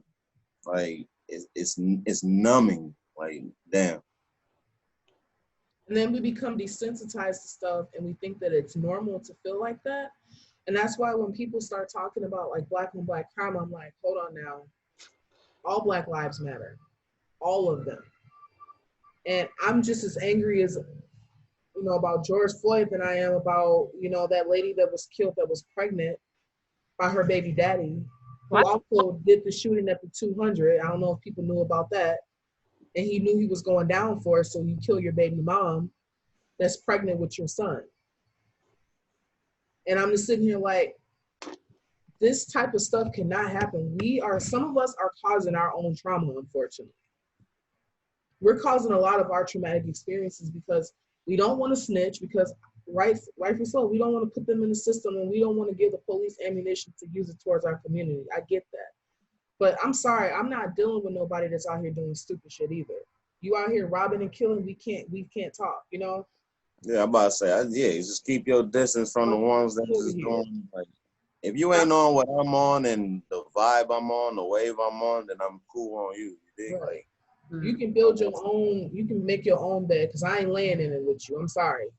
Thanks. I don't want nothing to do with doing some shit on my own, then I get caught up doing. I'm not gonna get caught up with nobody else doing no goofy shit. And I'm like, at the end of the day, the police are often wrong for what they do, but at the end of the day, everybody, I mean, every individual on this earth needs to look in the mirror and deal with the person in the mirror. If you start within yourself, if you got your ducks in a row, your family got their ducks in a row, y'all good. I'm not saying nothing bad won't happen, but y'all good. Because you're worried about yourself, you're worried about your bread, you're worried about your future, your career, whatever you got going on, you're worried about that. You're not worried about what the next person is doing. Therefore, all the hate and stuff and animosity that I'm seeing in this community right now need to stop.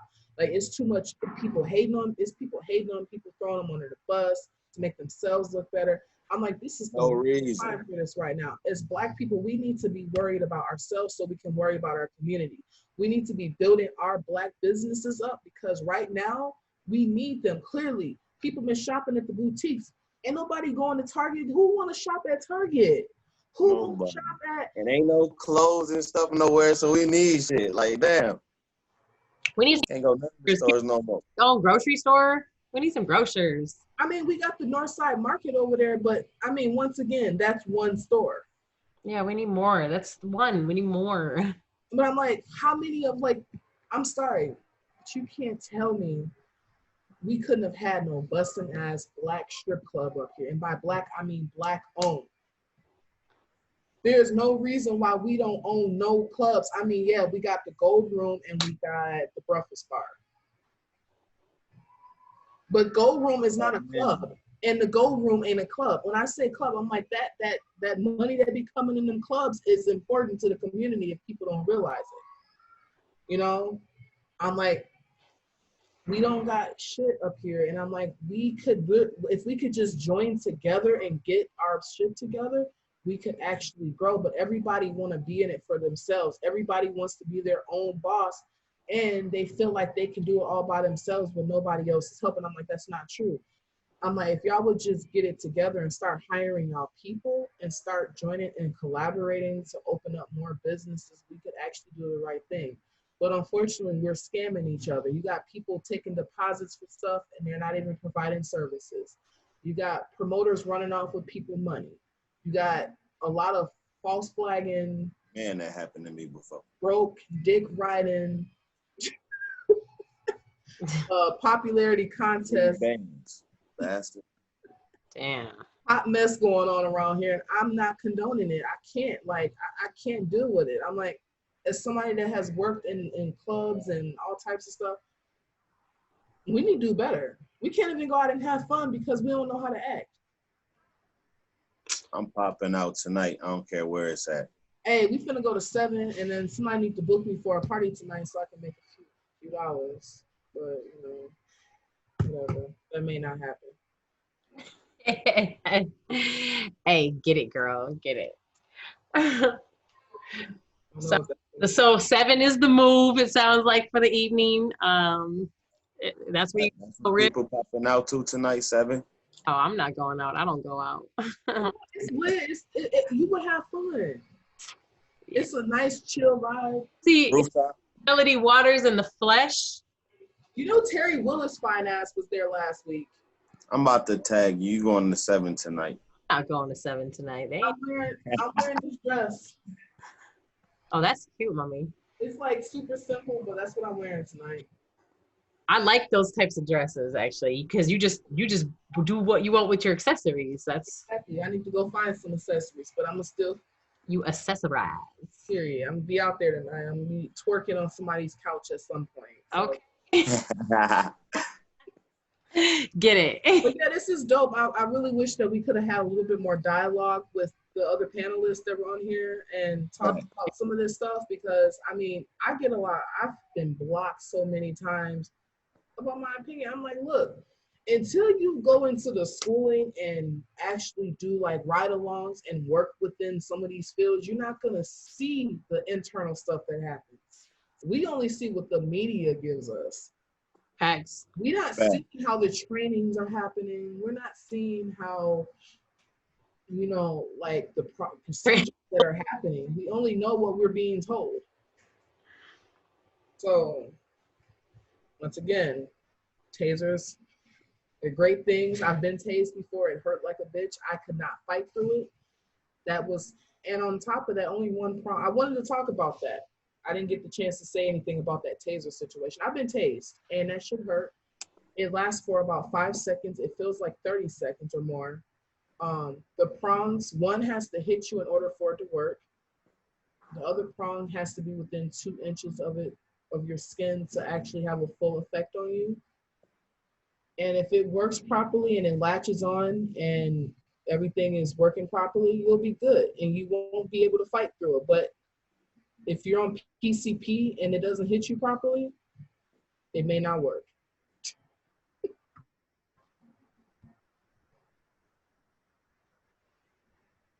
Yeah, that makes sense that if like somebody's on drugs or something that it would. I don't know what type of drug you would have to be on for it to not work. That's the thing. Like I heard PCP and meth are 2 of the drugs where if you're high enough, you may not feel the taser and it may not actually, you'll still be able to fight because you get like super strength off these drugs. PCP has been known to have people like take full clips and still just keep coming around. Still keep walking up on you on some Scarface shit. That Flocka shit, I think, is like that too. The bath salts. I don't know. Them weird drugs. Oh yeah, weird shit. I've seen people like come into the hospital and these people be so damn high off stuff and they don't feel nothing. The medications that they're giving them, sometimes that don't even help. They have to be intubated because they're so high or drunk. It's bad. I'm like, so you mean ketamine won't even knock these people? They're like, nope, we gave it to them. It didn't work. I don't know too many black people be on shit like that. Oh, you'd be surprised. Nah, I ain't gonna say. I know some. And I don't know too many, but I've met my fair share of people that do a lot of shit that like, goddamn, I would never have think my people do shit like that.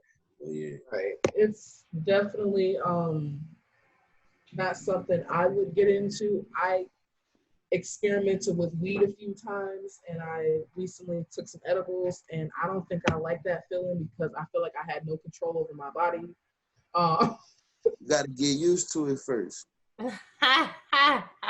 Weed is not a drug. weed is love, man. I'm like, okay, I don't know how I feel about this. I can't feel my body. You My ain't seen a bunch of hippies, like, or a bunch of potheads of any kind. You ain't never seen a bunch of stoners trying to, like, just terrorize people for no reason, or. Oh man, we a peaceful people. Hey. Yo, that shit's hilarious though. Could you imagine a stoner like charging towards the cops? Bro, I'm coming to get you, man. I'll be calm as hell with the police. I'll talk shit to them, but I'm gonna be calm. I ain't gonna charge at you or nothing like that. Right. I can't even imagine that shit. I can't even. Like I had got pulled over one time. The man talked about something. It smelled like weed in my truck. I'm like, you lying, bro. I ain't smoked in here in like 2 hours. So it don't smell like weed in here, but we could talk about it. Like, what's up? Yeah, I smoke. Like, what the fuck? He said, but we can talk about it. We had a full conversation about it, for real. Hilarious, yo, man. That's funny. It's not the same. That's a whole different, man. Drugs are a whole different animal. Man, yeah, drugs. Yeah, drugs. Yo, this has been great, y'all, man. I really appreciate y'all coming through today here, and this has been good. A lot of stuff brought to the table that needed to be, said and put out there. And, I think I really want to just say something to you real quick, VLove. Thank you so much for just being, like, really just transparent and just, like, letting people see the core, like, the real true emotions that you go through, because you are a dark-skinned woman, and maybe, somebody like myself who's lighter skinned. I have plenty of darker skinned friends, so I already know the plight, but, like, some people don't. Right. I really wanted to say thank you for just being transparent and showing people, like, oh, this is what it feels like. So come on, have some compassion. Right. Because sometimes. I recently, like, okay, maybe I shouldn't have did what I did, but, like, somebody had posted a status about me one day on Facebook, and they were trying to make it seem like I was just a dirty ass bitch. And people was like, hold on now, that is not the Veronica we know. Like, first of all, that's not true. We know that's not true, because we know she wouldn't do something like that. And whatever she was doing, we know that the stuff that you put on the status wasn't accurate, and it wasn't. And I was just like, y'all just making up any type of lie. But I'm like, yeah, like, look at y'all model. Like, y'all model got green and purple hair, or whatever the color hair she had in her head from her Dollar Tree wig that she had on. But y'all want to talk about me?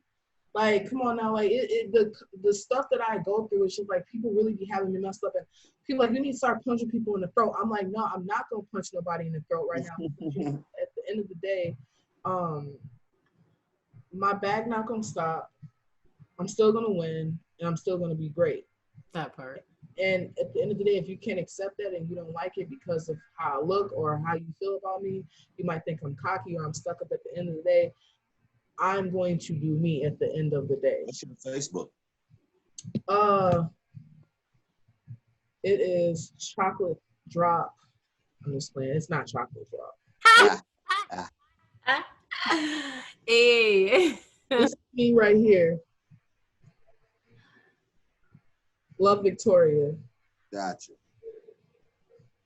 No, people need to mind the business that's paying them, for real. And I mean, I try to be transparent. I try to be a little bit more open about myself, because a lot of people think I'm a very private person, which I am. I live my life private because of where I work. A lot of people, if you watch this, I want you to know, I am not a police officer. If I hear one more person come to me and tell me I'm a police officer, I might smack them, for the simple fact, if you look at my Facebook page, I have old pictures from like 2015 on there in my uniform where I used to work. I do not work there anymore. I want you to know that.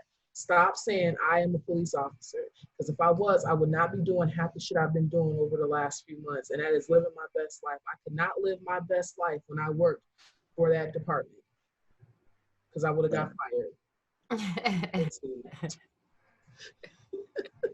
Girl. Yo, but for real though, like, I understand you can't always tell a lot about yourself or like everything about yourself, because people are judgmental, period. Yeah. Like, the less that they know, the less they can judge.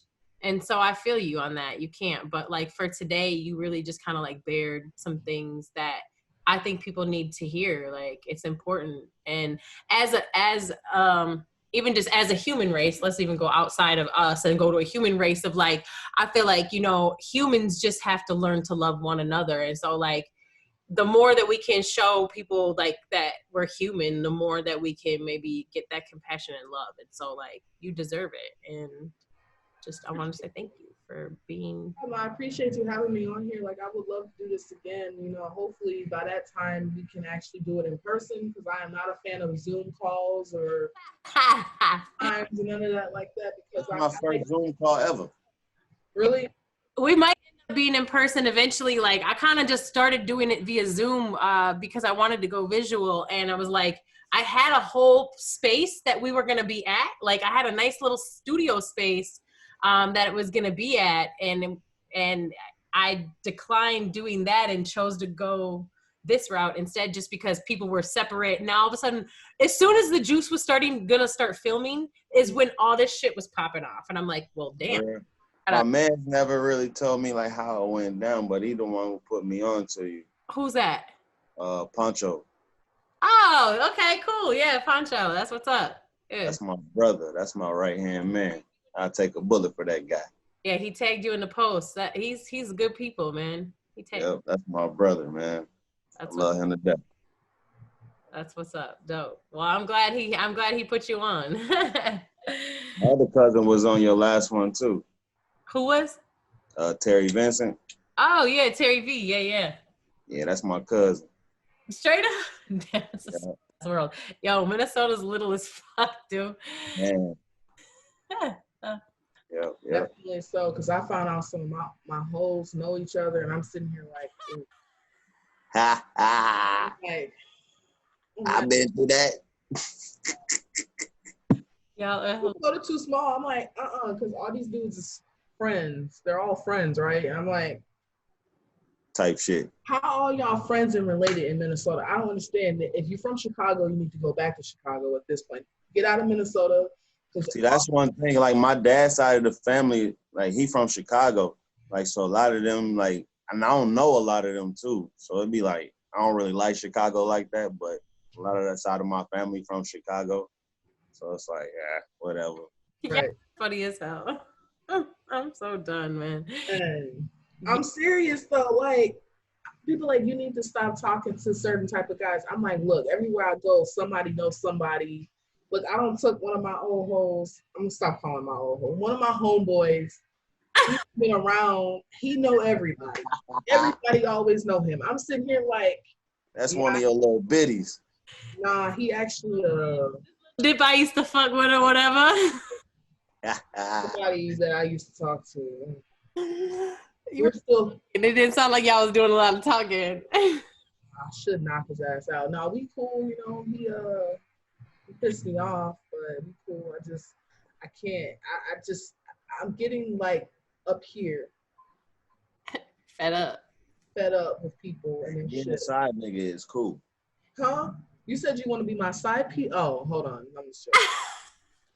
Hey, being a side nigga is cool as hell. My gosh, yo, on that note, hey, so if you looking to be a side piece, or if you looking for a side piece, it sounds like Rip is definitely an experience. Hey. So, you know. I'm like the coolest person on the planet, man. Coolest, he just coolest. I'll be your side piece too, but I need some I need be a paid side piece though. So like I need you to break some bread with me if I'm gonna be your side piece.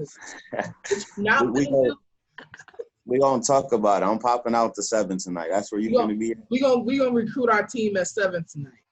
Oh yeah, we let's build it. Let's build it. Dynasty. Bet. Okay, empire's getting made right here on the Juice. I told you get to be your own legacy, girl. You get to build your empire. Here it starts. RipCity. That's your new legacy. That's the new empire, y'all. Leave the juice on that note, y'all. It's getting juicy around this motherfucker. So wrap this shit up real quick. Miss VLove, go ahead and tell the people where they can find you at on social media. If you got any last notes you want to leave anybody with, you want to leave them a little something or some shout outs you want to give, you're welcome to do that as well. So, ladies, twerk, twerk, twerk, twerk, twerk. Get your bodies right. Men, eat healthy, drink water, whatever y'all want to do. Stop doing drugs, stop the pills, stop doing all that weird shit. You can find me in the gym, at my house, or at work, or at the club whenever I decide to go back. Which I'm not gonna say that online because they got us fucked up right now. But you can find me on Facebook at Love Victoria. So that's Love Victoria. That is not my real name, but I don't want my real name on the internet. You can find me on Instagram at Bella Day. So this is my. It's totally backwards, but girl, don't worry because I'm finna put it up anyways. Okay. Bella Day, BELLE.DEA92. Snapchat. RONNIEBOO12. Yeah, so find me on all those platforms. I wish I had a business card. I just post that. This is my. Bro, literally, I put everything in the description of the show, so it's all there for everyone to. Yeah, you're good. Let me pull my shit out there. I got you. I got you. You guys send it to me, and I put it in the description. I got you. Don't even trip. Oh, my OnlyFans. No, I'm joking. That you can leave that too. You silly as hell, dude ass. Yeah. Crazy. Hey. That's what people call me though, like for real. And it could be good or bad, like dude ass. Like, hey, I'm an interesting person, man. My life is a movie. When it come out, yeah. All right, well, tell me what dude ass information is. Can we get your social media? That's my Facebook, Dude Ass Foster. And I think my Instagram is Dude Cool Ass. And that's really what I'll just be on. And then if you go to my man's Nightfall on YouTube, it's Both Side Production page. Got a few videos on there people can go check out. One Cold Blooded, A1 in Traffic. Dope. And then, because I did a couple of those songs I did with my cousin Nook. And you can check his Facebook out. Nook, like dark skinned Nook? Yeah. Oh, okay. Clifford, that's his name? Nah. No. But yeah, his page Nuck If You Buck. But yeah. Oh. I don't know. He just been popping it with this music lately, shooting videos, just trying to flood the streets, man. Oh, he got 3 mutual friends. And for that, the song I got, The Awakening, that was about the George Floyd situation, the riots and all that, and police brutality. Like, we want to shoot a video for that, but I want a lot of people, like, shout out to Lil Baby down in Atlanta. I like what he did. And I want to shoot something like that up here because it actually happened up here and we was a part of it. So if anybody want to be a part of that, let me know. Inbox me. Got a bunch of shirts for people and everything. It's in motion. I just want to make it epic, you know? I feel it. That's what's up.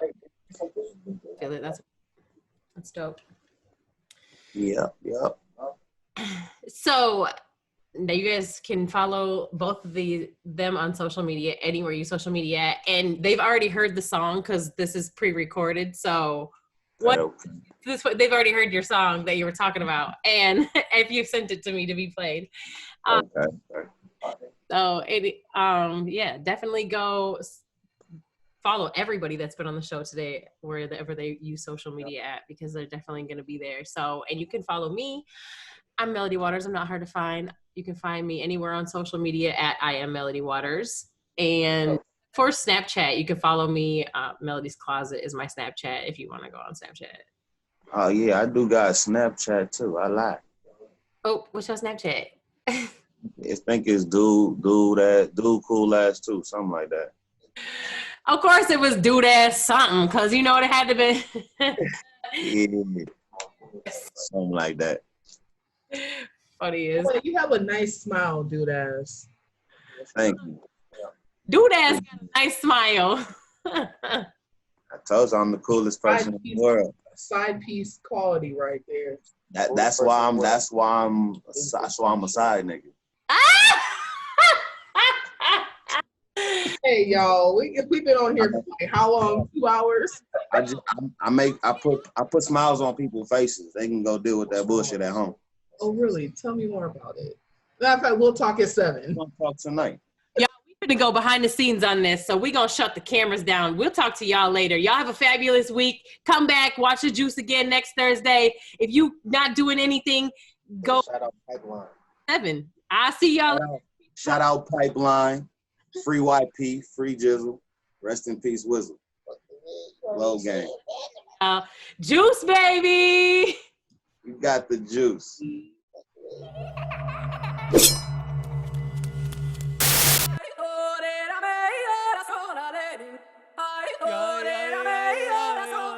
Whatever the fuck she's saying. Ooh, I got the juice. Don't get the news on what's new. Music's not all that I do. I'm the influence. Once I get into my zone, there's nothing you really could do. Watch how they move. I'm setting trends. I'm better than I ever been. I represent. Make you not wanna rap ever again. In my prime like I'm optimist. Minnesota knows who the option is. No need for the gossiping. Get it from the source, just watch and listen. Had a whole town talking different, walking different. I walk the talk and I talk my shh.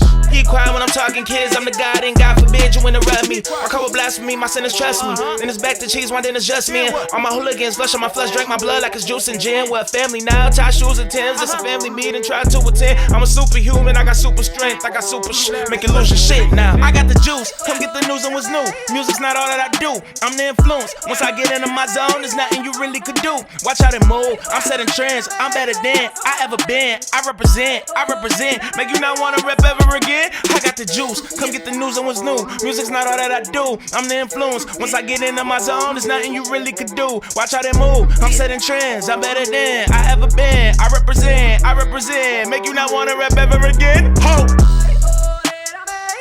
Juice,